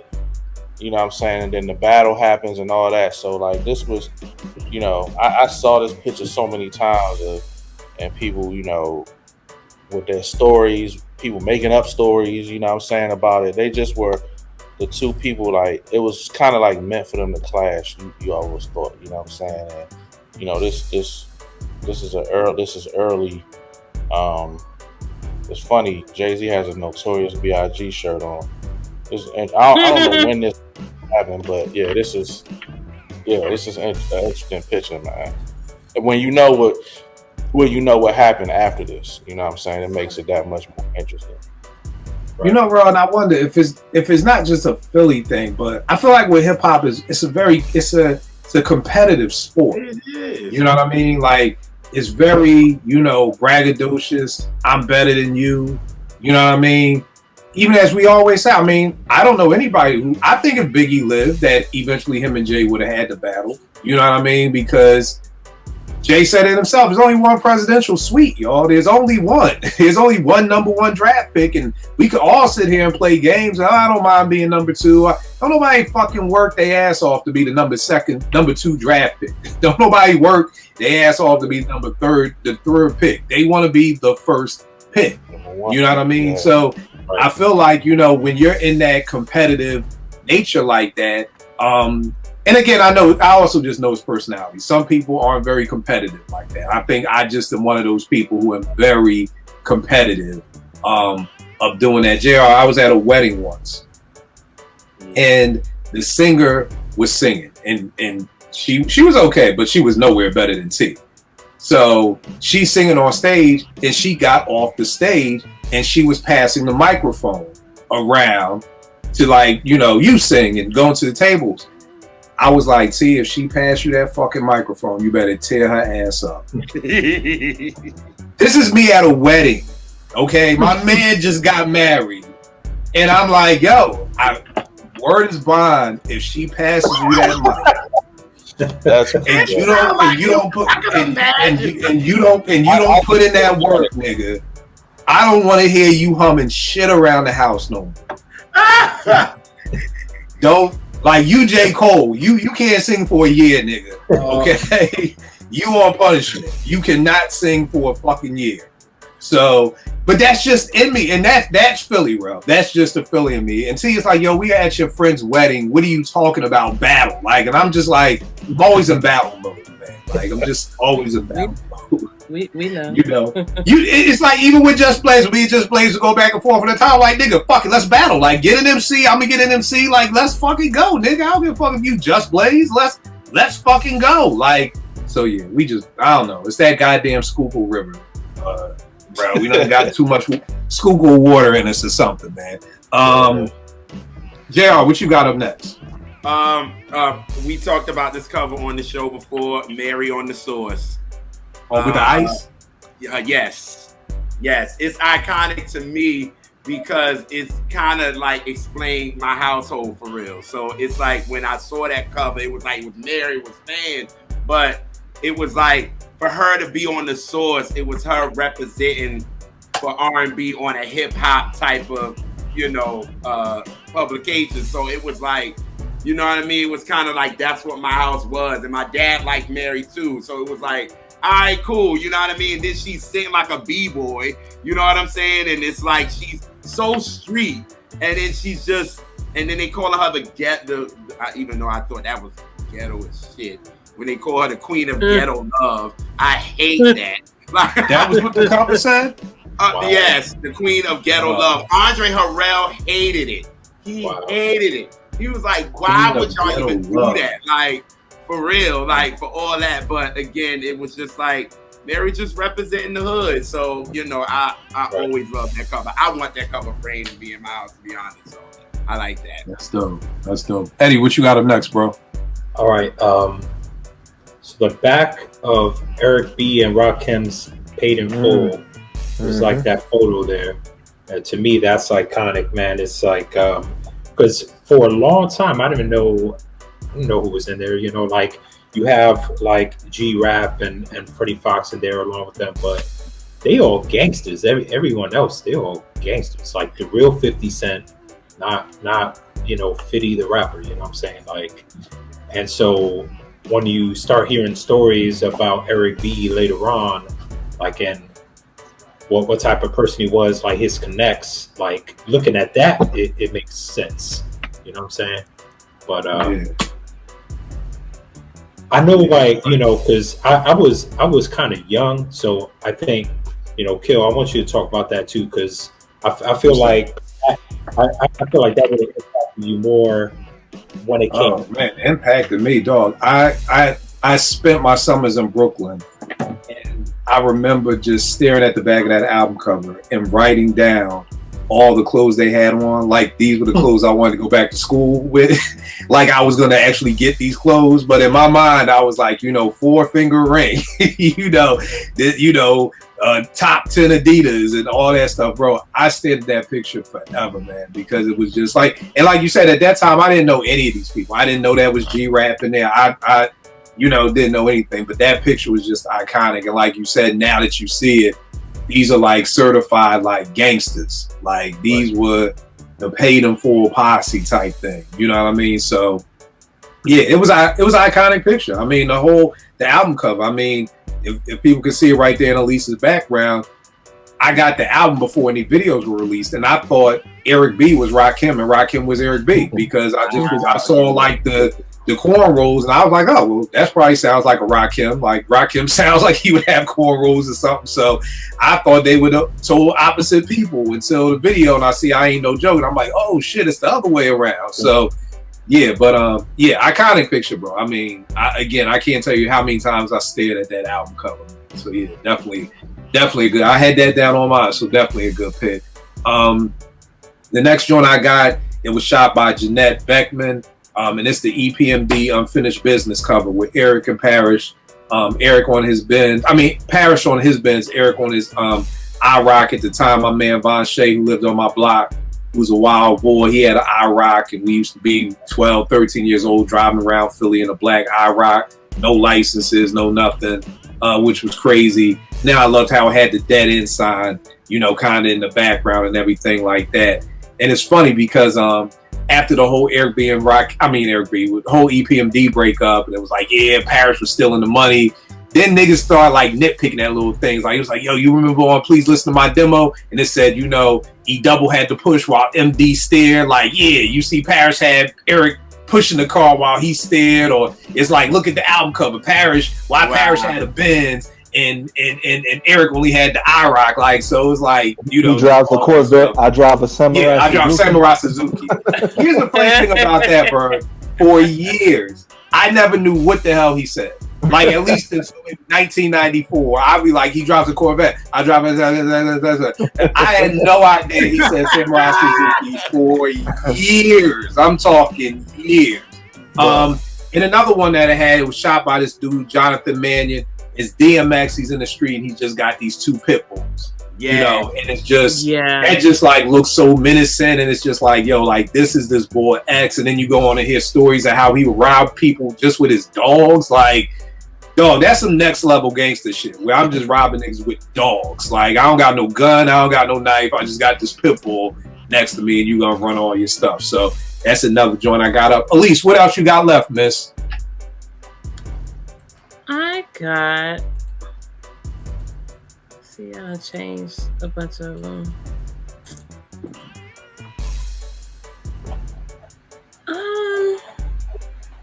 Come back to me. All right, no doubt. Vern, what you got, man? All right, I got 3 more left. I'm gonna combine 2 together. Oh, it's a picture. It was photographed by Ernie Panaccioli. It's entitled "Hip Hop at the End of the World," and it's Light and Latifah in the streets. I think they're in front of a brownstone or something. And they're young, and it's just so dope to see them like with that youthful joy or whatever. And then to piggyback with that, on the cover of the Source, it's Queen Latifah in a New Jersey Devil hockey jersey, and it's like it says "Born to Roll." She was on a motorcycle. It's just real dope. You know, everybody knows that Queen loves the motorcycles and stuff. So yeah, that's another one for me on the cover of the Source. The Source has so many dope covers. The Source and the Vibe, man. Yeah. Especially the Vibe just has some really dope joints, man. Like, you know, it must have been something about titties in the 90s, because then that Vibe also had the joint where the TLC had they hands over their joint, right? Yes, right. Yeah, and I think Lisa's like to the side. She didn't want to do it, but like T-Boz and Chili like are like out like smiling, you know what I mean, covering their nipples or whatever like that. So, bro, what else you got left, bro? I got 3 more. You want me to say all 3? Yeah, you throw them out. Okay. I know we want to stay away from like album covers, but no. I don't want to stay away from them, but I just want us to like look even bigger than just all album covers. I got a Big and Deffer album cover with LL standing on the yeah, that was, I don't know, that was, you know, that's it right there. Yeah, that was like my, you know, I don't know how I feel about LL, but as a kid, it was like, yo, this is like my hero right here. Like, you know what I'm saying? Like, bro, that shit was on some like standing on Castle Grayskull. Like, that nigga was like, I'm the king of the world. Like, dead ass. Like, it's almost like He-Man just like standing on the castle. And then that was the first time like I really peeped the Audi like that. Like, back in those days, Audis weren't big right then at that time. You know what I mean? So for him to be standing on the Audi was just like, yo, this dude. Just the cover alone, like, that's just one of them covers where you know that album gonna be crazy. Like, yo, this album is the cover is crazy by itself. You know what I mean? The album getting 2.5 mics just off the cover off alone. Like, I don't even care what's on it. And then on the back, when he on the punching bag, I remember telling my mom, like, yo, I want a punching bag in the basement. Like, all because LL had one, man. Man, I wasn't a big LL fan. I had just moved to Atlanta, 86, 87. We went to the concert, the Omni. It was like everybody was there. Beastie Boys, Run DMC, Public Enemy. But that nigga LL got up and burned the stage down, bro. I'm like, okay, I see now. Yeah. That was a problem, man. And I will never understand the slander he gets. I will never. I don't get it, bro. It's dumbfounding to me, man. It's dumbfounding. I don't even respond no more, bro. I'm about to say anymore. More, I just get mad. People be thinking I'm crazy, so I just chill. Bro. I just chill. I think the thing that it's definitely the youth. I think what bothers me is that they claim they love the music so much, but they don't do the homework. No, you know what I mean? Or like I said the other day when we were going back and forth about something on the timeline, or about whose Lottie Dottie was better, Slick Rick's or Snoop. And like out of all the back and forth, only one person asked me, "Well, all right, Kill, what was so good about Slick Rick's version? Like what was going on at that time?" And I'm like, "Thank you for asking, brother. I appreciate that." Like, there's never anybody out there who wants to ask, "All right, y'all old heads always be capping for this nigga. Why?" Like, there's never even a question. There's like no inquisitiveness whatsoever to even wonder. Okay, you know, well, why is he so dope? It's just, you know, I don't understand that. I don't understand this generation. Well, yes, I kind of do, but it's like, ask a question and don't ask Siri, don't ask fucking Jeeves or anybody. Just ask a human being who was there. You know what I mean? And I think it's almost like this generation is just so much. Siri, call. Siri, what's this? Siri, what's that? No, nigga, ask a goddamn human being. Do you know how much I just want to talk to a human being when I call somebody about my phone bill or something is wrong and I got to go through all these press 0 and press 1 and I just want to talk to a human being. You know what I mean? So I think because who said this the other night? God. I'll come back. So I'm sorry, bro. Keep going. I'm sorry. My next one is again Vibe, and it was the magazine right when Biggie passed, and it was said the title was like "When Will It End?" I don't know if y'all remember this, John. And it was "When Will It End?" and it was sad because the thing about Biggie's passing, like my birthday is March 8th. And I remember I had a party or whatever, and I went to sleep. And the next morning is when I found out he died on March 9th. And it was crazy. And that's when I was just like, yo, damn, we really just lost. Like, you know what I'm saying? Like, this shit really got to this point. You know what I'm saying? Like, we had never really experienced. Like, we had hip hop deaths like Scott LaRock and stuff like that, but this was like on a grand scale, like to where it was just so many people involved and it was just put out there so much. And I just remember that next day, like, damn. So this, you know, this cover was like, you know, monumental. And Vibe had some crazy covers. Now that we've been going through this whole show, like Vibe was doing a thing, man. And then my last one is probably one of my favorite hip hop covers ever, and you know what it is. It gotta be Illmatic. You know what I'm saying? The young child Nas with Queensbridge in the background. You know, and that cover and that idea has been duplicated and copied and all that stuff. But at the time, it was like, you know, it was iconic for that album, for the album that wound up being a classic. Let me ask y'all this. Did you feel like Biggie's Ready to Die bit that album cover? I never saw it like that. You know what I mean? What did y'all think? Nope. Nope. Okay. Nah. Right. And I'm the biggest Nas fan. When I saw it, it didn't register to me that was the same or similar. Right. No, it's nothing. I mean, like, once Ray Ghost said it, it's like then everybody else just ran with it from there. Yeah. But I'm like, you just take the first time you saw, you know, Ready to Die, did you think, oh, this nigga biting Nas? And I didn't. I don't think anybody did until Ghost and Ray said something. Until they said something, then it was like, oh yeah, that nigga bit Nas. You right, it wasn't nobody else with a baby on their cover. But I'm like, nigga, a baby in a white room is totally different than a little kid with the projects in the background. Like, we did two totally different things. Y'all niggas just didn't like Big and wanted to fuck with. That's all that was. Yeah, that's literally shoulders out with all the reaching they be doing, man. And it's funny because after seeing that Wu-Tang show, if y'all remember that episode when they was coming back right before they did the Purple Tape, and it was like Biggie was everywhere, and Ray and Ghost was pissed. Like, yo, how we go on tour and come back and this Big Papa remix was everywhere. Woo.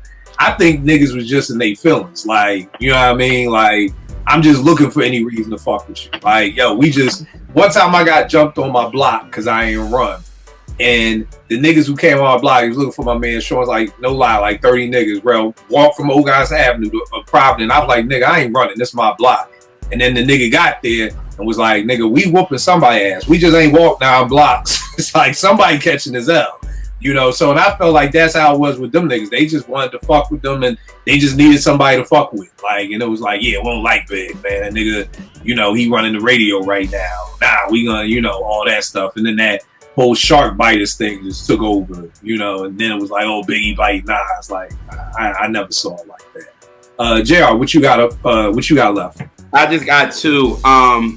The first one is iconic to me is when the 1990 hip hop when they didn't go to the Grammys, and it's Salt and Pepper, Slick Rick, Chuck D, Will, all of them, and then they didn't go to the Grammy. And they took this picture, and I think that just shows. Now to look at where hip hop is to where they had to deal with then, and we kind of still in the same spot because a lot of times they still don't broadcast our categories anyway. So how far did we come? You know what I'm saying? A step backwards, yeah.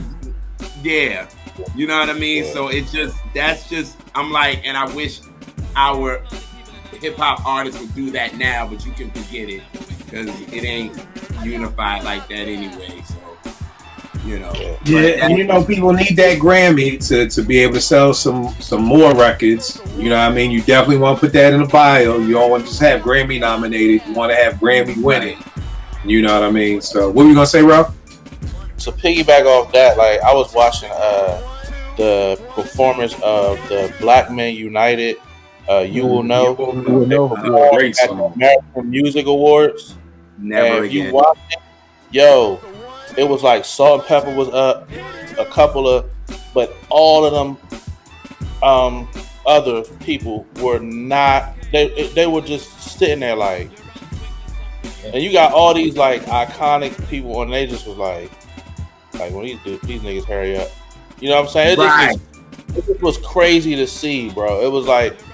And how great that song is, and the stars that was on the stage, and they were just like, and it was will know it's one of them ass off. That's what they like going in, and like You Will Know is like one of my favorite songs. Like if I'm in a bad mood, like that, Optimistic, Brand New Heavies. What is it? What's the Brand New Heavy song? Never Stop. Never Stop.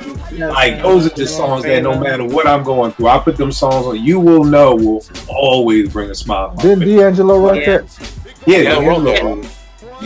We just did an episode on it with Easton, and with Easton. Yeah, go watch it. Yeah, y'all go watch it. Yeah. You Will Know is crazy. Eddie, what you got left, bro? Didn't JR have one more? Yeah, I got one more. My fault. And it's when Michael was on the Vibe cover during the history era. He's trying to be hip, and it was a big deal, but it was like, Mike, this one with all the pastel colors and he wearing the Kango hat. It was, even though it was a big deal with him being on the Vibe cover, it was just like Mike, like it won't good. Did you send me that one? Huh? Did you send me that one, JR? Yeah, I did. All right. It's bad. He wearing the Kango hat, got a yellow shirt on with a green shirt under it, and it was the history era for Michael wasn't a good era for him, just period. But him being on the cover of Vibe was a big deal. You know what I mean? So I just remember everybody talking about it. Then when you saw it, it was like, oh. It looks so goofy. Like that. Who was the stylist for this? It's like y'all tried to make Mike look hip, and he wasn't. It was just like, nah. But I just remember it being all over the place. You know, his fans was like, this is great. And, we probably was like, nah, Mike, that ain't cool. So yeah, but that one, I had to say that one because I just remember him being on. I was like, oh shit, Mike made you know, the vibe cover, but then you saw it and it was just like, no, Mike, nah, I would have rather you give that to Rolling Stone or some shit. Why it had to be us? Like, come on, like, nah. But all right, no doubt. Eddie, what you got up left? Got two more. Second one, I'm gonna say I still need to send to you. But the first one, I got the Source magazine with Mos Def, Black Thought, and Pharoah Monch on the cover. You know, it was dope to kind of see that side of hip hop being represented. But you know what we've been talking about this whole time. Even with that, the caption on it, the over and underground was the caption. So they're still trying to separate it. You know what I'm saying? You're still trying to pit. You know, these are the backpackers, and you know, they're this thing. But you know, very, very, very dope cover. Next one I got is, it's not a cover. It was in Vibe magazine, and it was the Soulquarians photo. I think it was like a 2-page photo. And so, I mean, everyone, you got Badu, Questlove, D'Angelo, Bilal, Q-Tip, Jay Dilla, I think James Poyser, Mos Def, Kweli, and I'm missing somebody, but yeah. Yeah, that was a dope joint too. I know they had, I want to say something on YouTube where they was talking about like what happened with Soulquarians, but it didn't really answer my question of like why they just fell apart. You know what I mean? Because for a while, I mean, they were in their bag, man. You know what I mean? And it's just like we always talk about like the disappearing producer. Like, this producer's hot right now. Megahertz was hot for a minute and he disappeared. You know, and these producers pop up out of nowhere and then they just disappear back to nowhere. So it's always the craziest thing to me. But I like what you said, JR, that Jimmy Jam was saying about staying warm. You know, where it's like, you know, you do have those hot times where it's like everybody wanted that Rich Harrison beat. And then you just look up and you ain't seen a Rich Harrison beat in 15 years. You know what I mean? So staying warm is real. What were you going to say, Eddie? Well, I was going to say the thing about the Soulquarians, and I know we talked about it before with the UMA. It's like Jay Dilla was getting pulled into all these like super production teams. Right. And oftentimes he wasn't getting his due credit. You know what I'm saying? Like, it was just by that name. So it was like, you know, no one knew that, you know, if he did the bulk of the work on this song or that song, no one knew it. You know what I'm saying? So, and you talk about the whole Pay J thing when he started doing his own thing and, you know, getting his recognition. I think that was part of it. But, you know, were they ever really a collective like that? Because what I heard that by the time they took that photo, like, they were pretty much done being the Soulquarians anyway. Like, that was like the beginning of the end. I mean, to be honest with you, I don't know if there was really a production squad. You know what I mean? Like, you may have said I think like Winning for Chocolate, I haven't read the credits in years, but I think it was something like produced by Jay Dilla for or Jay Dilla the Soulquarian or something like that. And to your point, Eddie, I think with any collective, that's what's always going to come in the way of who did what.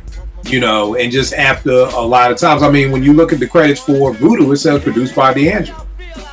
You know what I mean? Whereas I'm sure Quest will tell you, he's going to feel like he at least co-produced everything. You know what I mean? So I think when those things happen, it's kind of just like you kind of start to pull away because it's kind of like, if nobody's ever been in the studio,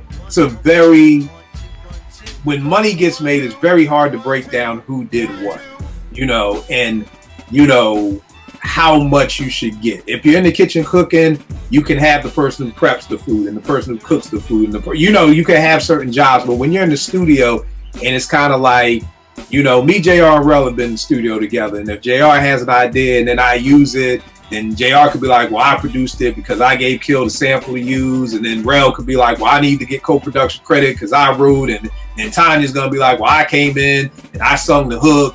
And before you know it, it just becomes such a ugly fight for, and that's just one song, y'all. That's just one song. Like, right. So I could only imagine if you have all these people in the studio, especially when they were doing that, because you got Mama's Gun, Things Fall Apart, like Water for Chocolate, Voodoo. You're talking 4 or 5 major albums coming out of Electric Lady Studio where everybody's just going in a room and coming back out. Like, hey, take out that snare, put in that hi-hat. Then you go into another room and you play bass on that. Then you go into another room.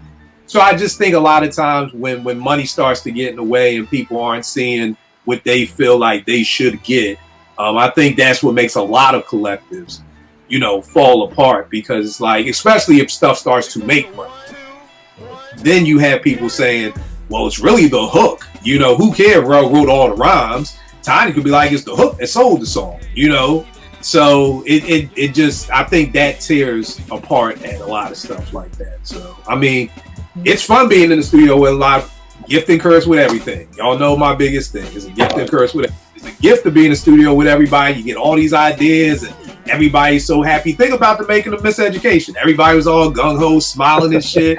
2 years later, everybody's suing everybody. You know what I mean? So it's fun when it's happening, and then when it sells 10 million records and you only got $100,000 for 12 funny.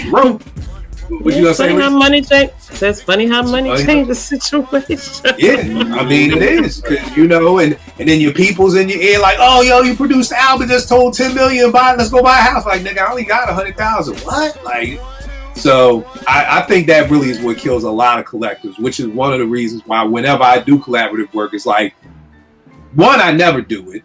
When I do with like films, I always want to talk about stuff up front. Like, before we even get started, let's talk about money in the beginning so we can, figure things out. One of my homeboys gave me an idea for a movie. He was like, all right, I want 50%. I'm like, nigga, you getting 20. And that's being fucking nice. And he was like, damn, you jerking me. I'm like, nigga, you just gave me an idea. You just said, write a movie about a man who goes to the store and gets robbed. Nigga, I'm the one who got to sit here and write it and come up with the characters and come up with the words and write this 160-page script. Ain't no way in hell you get half for giving me a good idea. A good idea is worth 20%, nigga. I mean, when you really think about it. But if we didn't discuss that up front, say we sold the movie, then it's now we beefing because he won half. I have good ideas every day of my life. Word is bond to Jesus. I will gladly take 20% for a good idea. Gladly. Okay? But this is why you gotta talk about stuff up front, because to somebody else, he's gonna be like, well, you wouldn't have had the idea to even write the script without me. So that's worth 50%. And with that person, it was just like, well, then we just won't do it then. Find somebody else to write it. I'm good.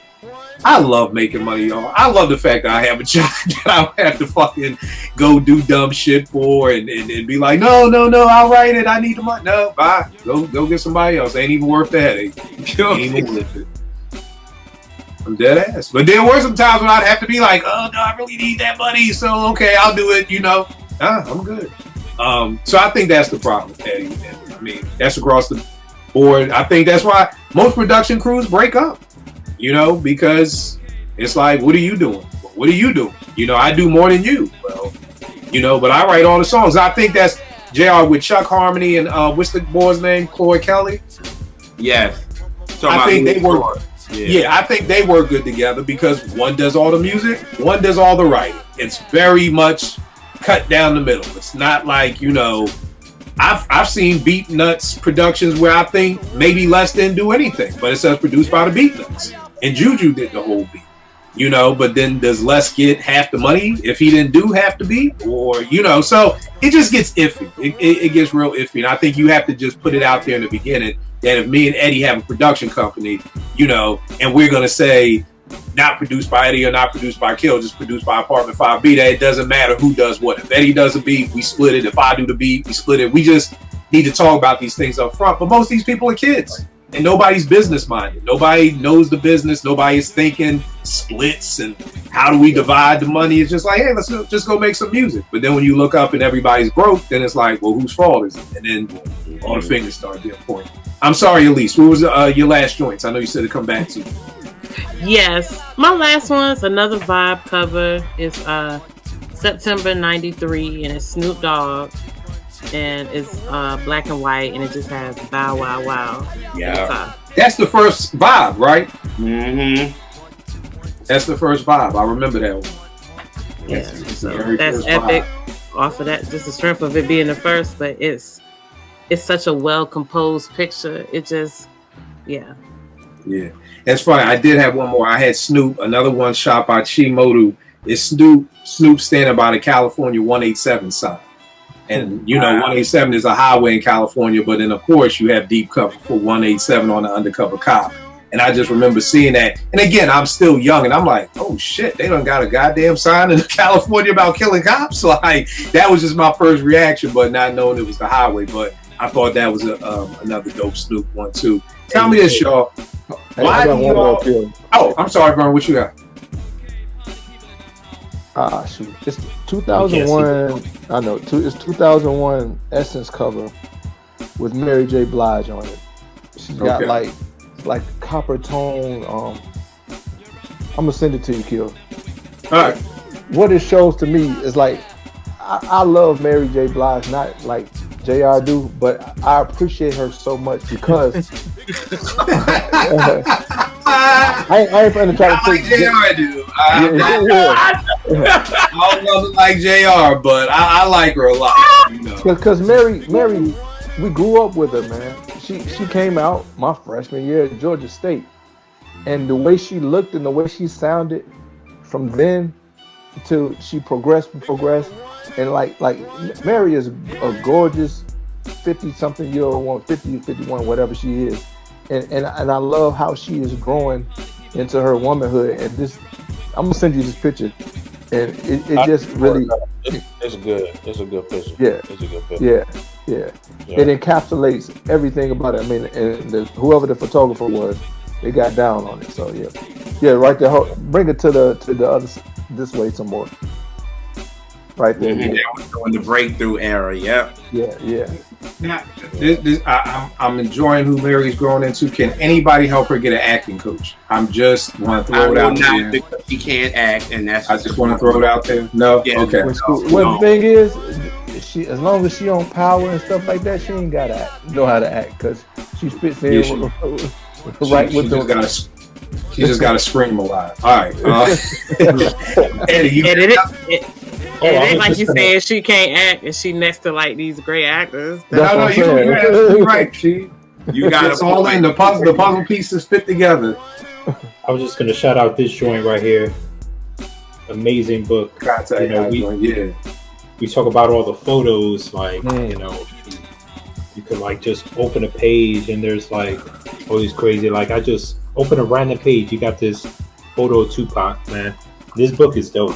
Like anyone who's like interested in what we're talking, like want to see more of it, this joint right here. Yeah, that's a dope book. I didn't even think about books, but I mean, this shit right here is a dope one. Rush Fly Fabulous. I mean, like Eddie said, you can just open to any page and just see, iconic pictures and things like that. So, got this pop joint with Walkerware. So, it's a lot of dope books like this that's out that you can dive into.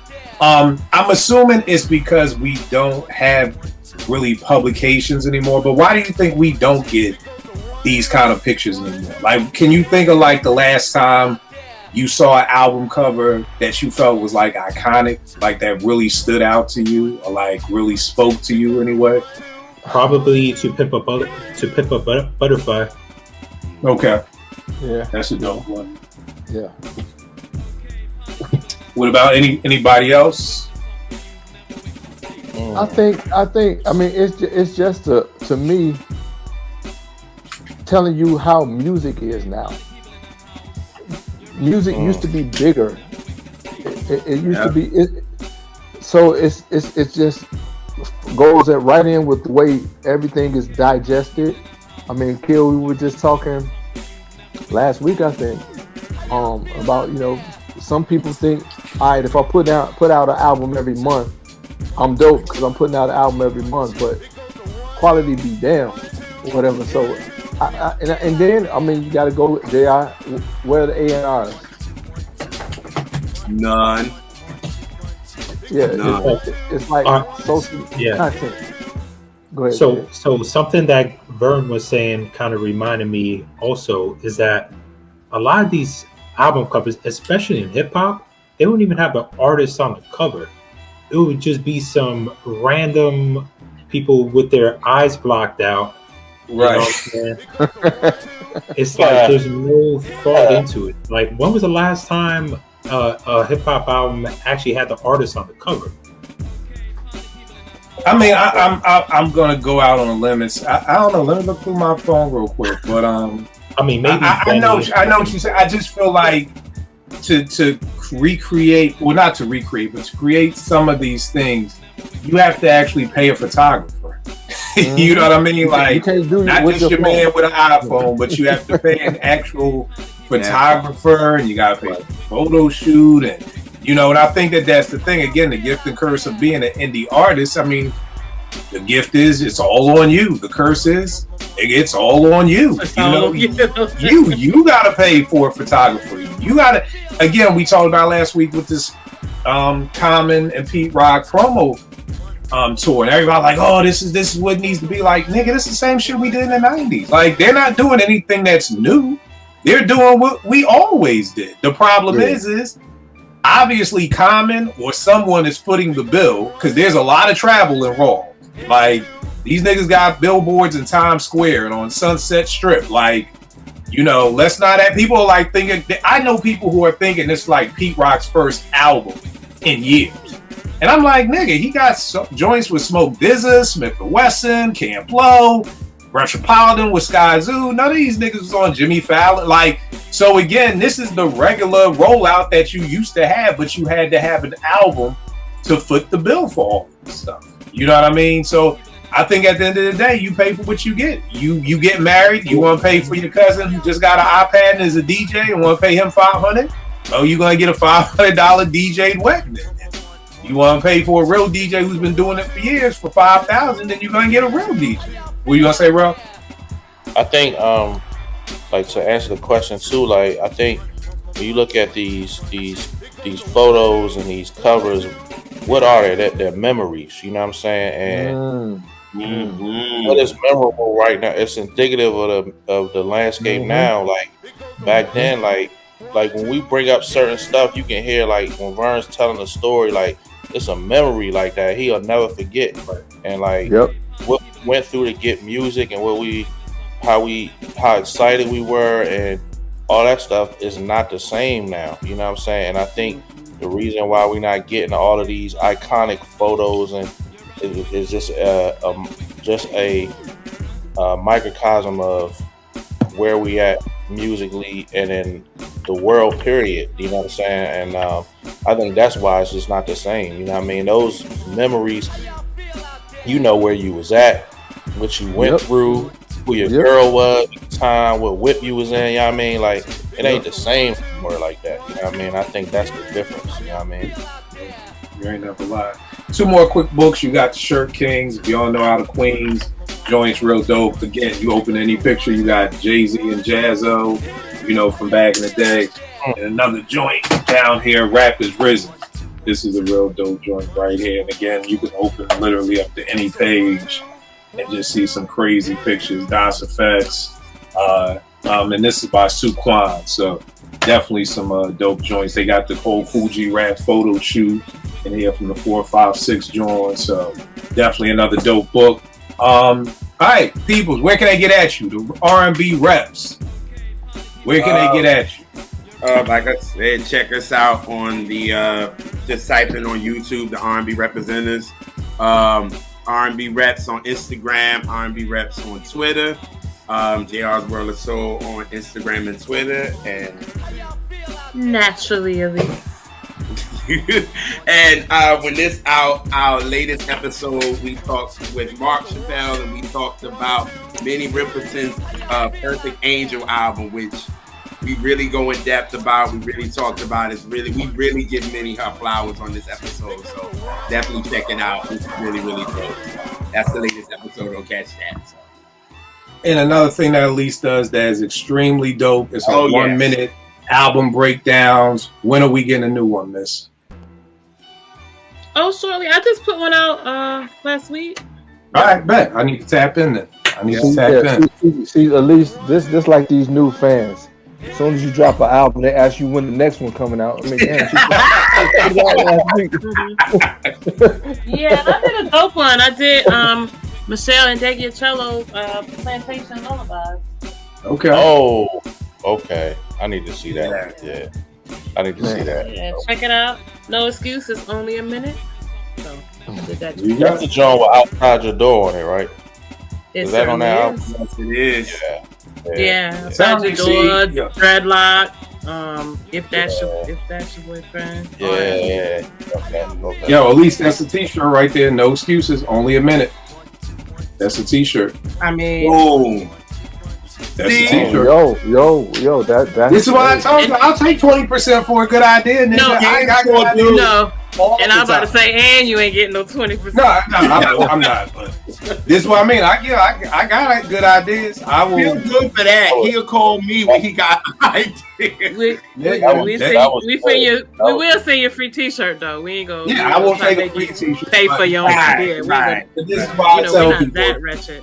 A good idea is not worth 50%, y'all. It really just isn't. It's just that it's a good idea, and we need good idea havers. They are important people to have in your life. It just ain't worth 50%. Eddie, where can they get at you, good brother? You muted too, by the way. Yeah. Now we had some background noise, so I was trying to be courteous, you know. But yeah, man, I'm still on Twitter. It's right there at EddieD80. Also want to shout out, thanks to JR and Elise for having me back on there. I was on a Catch That Mini. I did music, Soul Child, Moment in Life. So it was a fun episode. It was dope. So I'm saying, to link up with the fan like that. So where can I get at you? I'm hearing the album is almost done. I was just telling JR today we got to set up a date to get back out here and listen to everything. Yeah. I hit the message I sent you. I sent him. Like, I'm letting y'all pick the first single, so I'm gonna send y'all like 4 potential genres I was thinking about, and then y'all pick the first single for my album called "It's Not You, It's Me." It's coming out in August. Produced by Kill, executive produced by Kill and JR, and just be on the lookout for that first single next week. And I gotta reschedule my date on the Catch That Mini. For sure. I can't wait to talk about the song that I picked. I know. We know who else. I got Hey, Real, did you get the file with my background vocals for that last cut you wanted me to do? Yeah. Hey, look. Did you want me to put some auto tune on that, or just? Yeah, because I was trying to hit.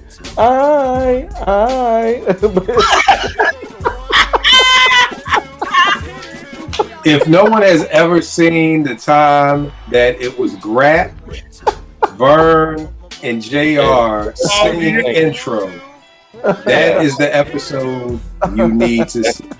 Or when we get lonely. Jan is lonely. Oh my goodness! Yeah. I actually delete that one. I'm thinking about that this week. So if you ever want to see the Apartment 5B Barbershop Quartet, I will link that in all that too. We did with what's my man? Shoot, I'm drawing a blank. Our rapper friend. Right. Well, Trey was on it too. Trey, yeah, we did. Trey was on it too. It was Trey, Grap, and y'all two. It was the Barbershop Quartet. That's right. Trey was.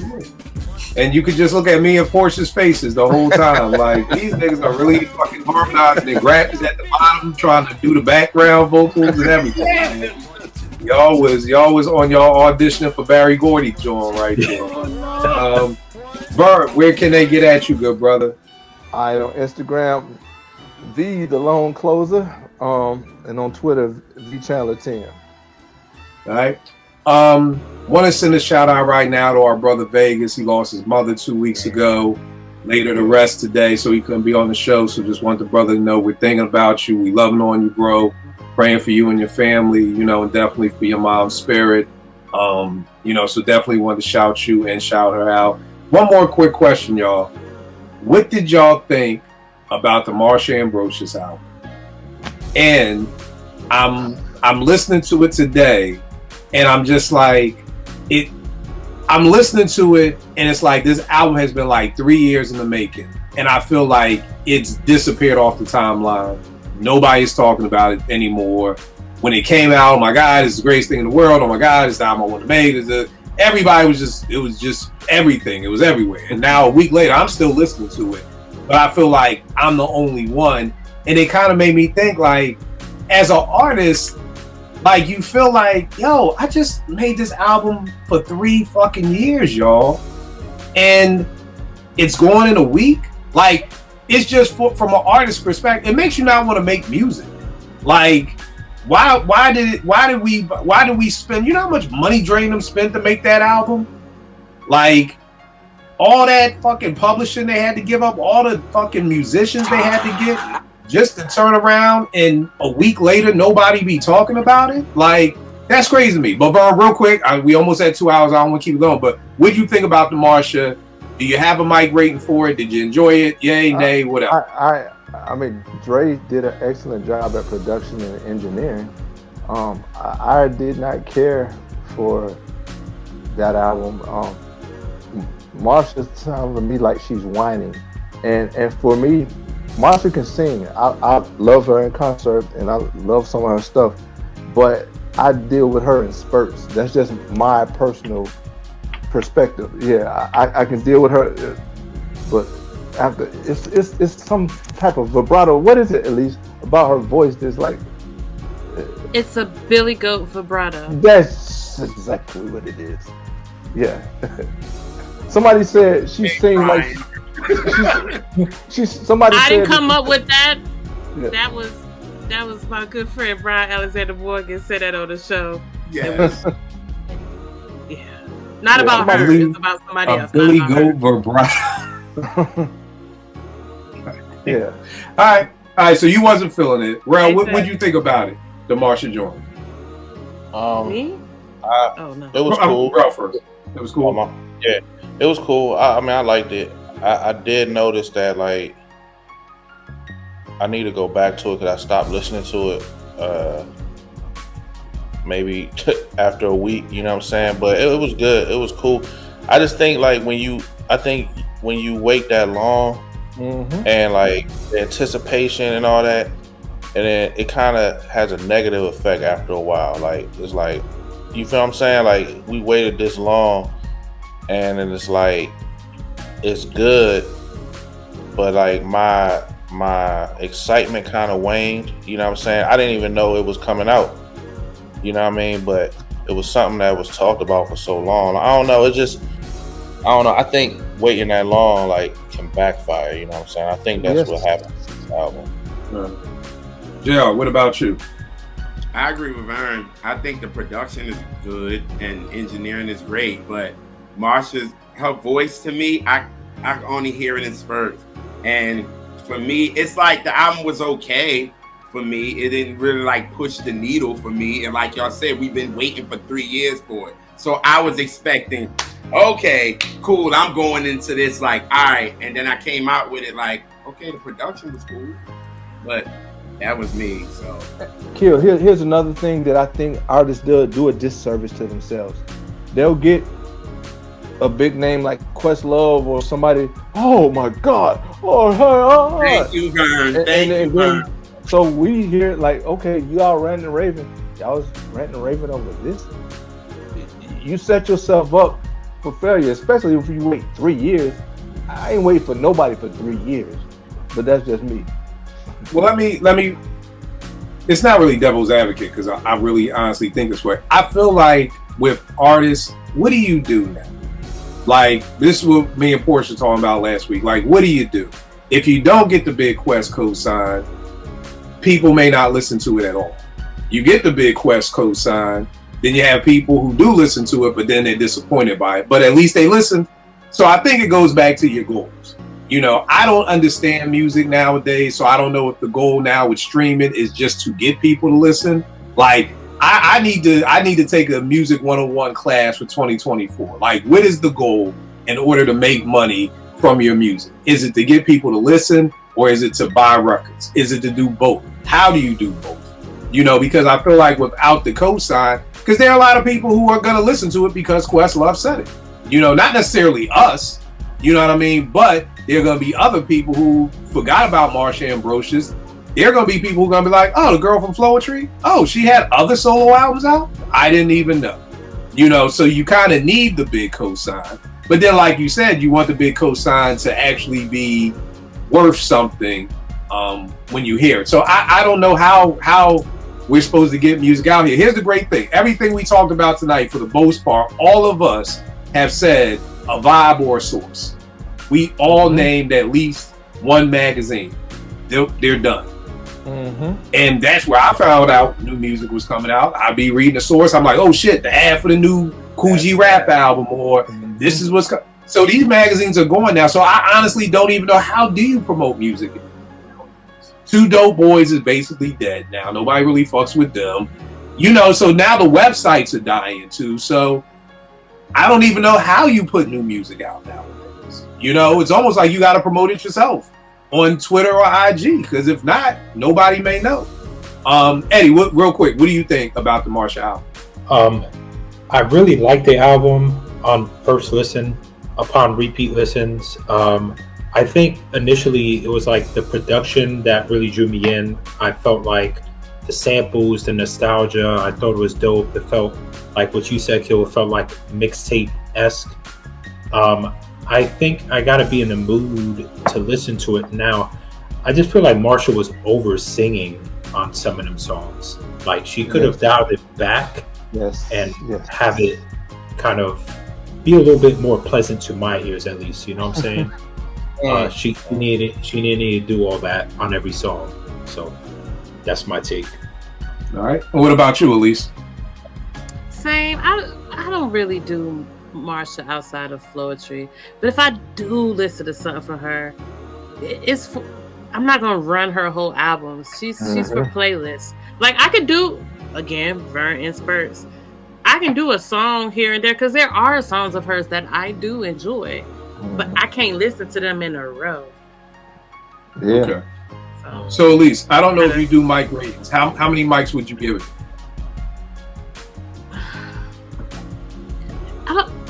Is it fair for me to give a mic to someone whose voice annoys me? So like that already takes my rating down so far, because you're really not, because you're not a fan, because I'm not gonna connect. Like, right. All right. No. Eddie, how many mics do you give? So it's not fair for me to do that. Right. Right now, probably 3.5 mics. Okay. Yeah. What about you? It's really hard for me to like to give this like, oh god. But now production wise, I would give it a 4. The production is sick, like that, but right.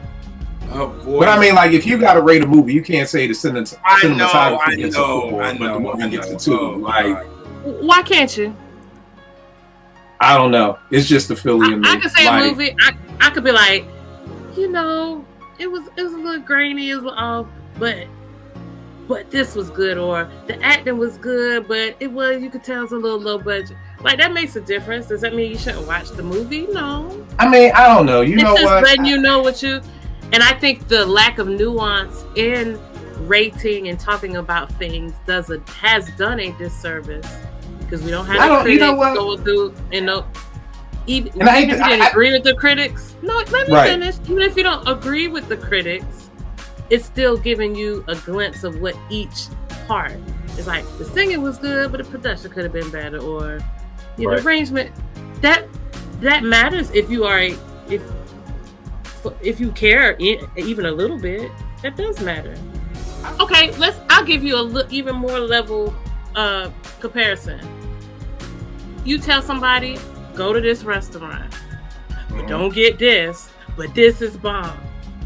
The ambiance, meh, but the food was so good that the ambiance didn't matter. Or the food was good, but the service was so amazing, it just elevated everything. It does all matter. That lack of nuance is the problem with music and things in society, because people, it is just black or white. It is just good or bad. What about the gray? back in the day, you listen to plenty of albums that was great. They wasn't 100% great, but it had 3 like joints on it, and that's why you even mentioned it in conversation. It's the lack of nuance, and that has done us a disservice. I stand on that. I feel you. I just can't call that because I never had nuance. The albums that had 3 songs on it got 2.5 mics in the source. Like, they're not the albums we talk about now. Any album that we're talking about hip hop wise, nobody's bringing up Twin Hype. They had 2 to 3 good songs. Nobody's talking about Redhead Kingpin on the timeline, and I loved at least 4 Redhead Kingpin songs. Nobody talks about Special Ed's second album, and I love that shit. So the thing is that we don't talk about those albums. We don't talk about albums that had 3 good songs on it. Well, at least on my timeline. I can only speak for me and people who are in my circle. Somebody saw it, all they saw was the mics, and they honestly said it was whack, and it was somebody that had an album, and had they had some support, or people like rocking those songs, they might have could have developed to make a hot joint the next time, because then they got the buzz, or at least if they do have good songs, some people is diamonds in the rough. Everybody ain't come out hot. Oh no, but it's not about if it was hot. Cause see, me and mine, we never looked at the source. The source gave Smith and Wesson 2.5 mics. Nobody that I knew was like, oh, we ain't rocking with Smith and Wesson because they only got 2.5 mics. We was distraught that the source could even judge it like that. So we weren't the people who were looking at the mics to be like, oh, if this is good or bad. Nah, we was listening to it. Niggas heard Grand Pooba's Real to Real and was like, it's not what I thought it was. It's a good 3 mic album, and nobody talks about it. You know, so again, I'm just saying. Did you not look at the mics? But which is it? Did you not look at the mics? I looked at the mics, but the mics didn't move me. That's what I'm saying. The mics didn't move me. Now, the mics moved other people, which is why rappers would get so upset. What you mean? That's my point. That's my point. Other people, it might not be your experience, but I do know people that might not, especially if they're casual fans, that just off the strength of the mic, and just if it's just a recommend, not just music, just anything that I think ratings and certain ratings is how we talk about stuff does culture a disservice. That's how I feel. And not just music, not just hip hop, not just R&B, just anything. Right. I think it's a personality thing. I'm a moral of story person. Rel, is the cheesesteak good or not? I don't care about the ambiance. I don't care if the service was good. Is the cheesesteak good or not? Yeah, but you gave a disclaimer. That's nuance. That your disclaimer is the nuance for that. I'm just saying. What, me just saying that all I care about is the moral? Like, is the album good or bad? Is the food good or bad? Look up nuance is. Oh no! I mean, I know what you're saying, but I'm just saying it's a personality thing. Like, I don't care. But just you saying that shows the nuance of it. Like, yo, I'd say I'm good.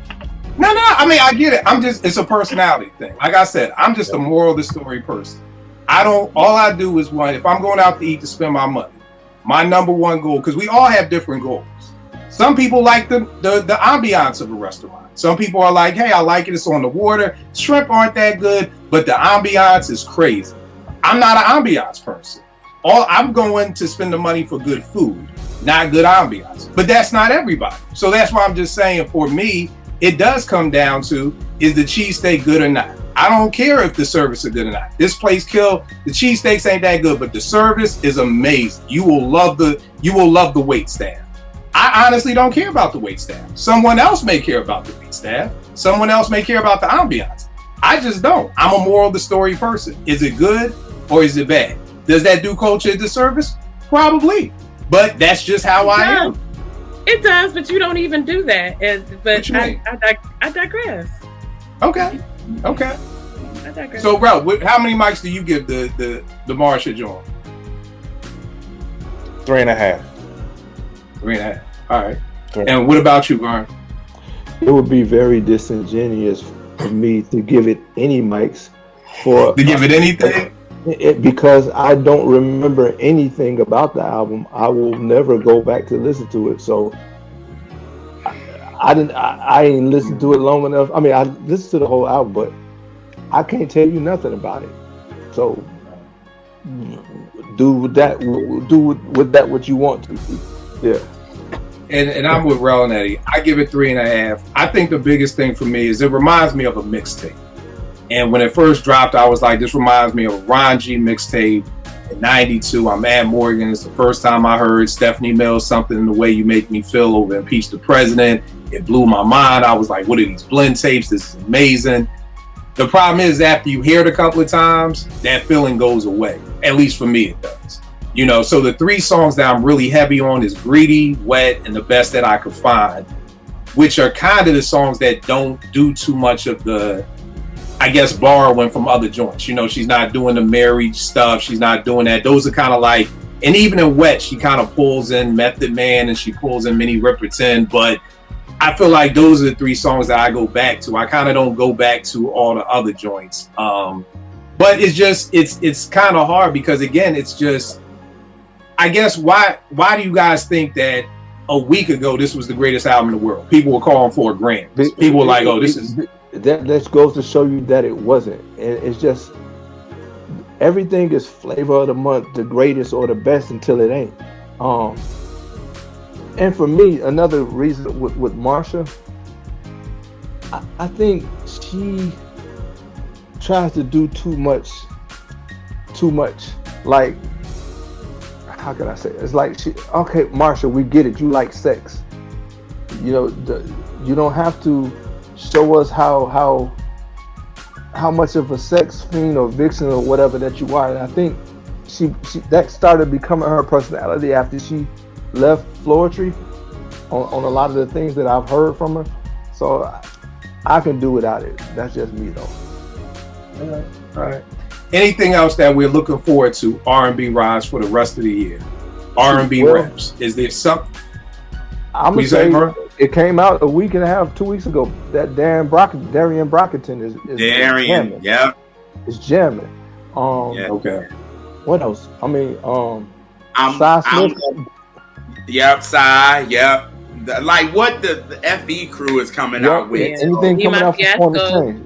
It's so D-Mod, man. I love how she took pictures a couple weeks ago for the cover. So yeah, she about to blow. Soon.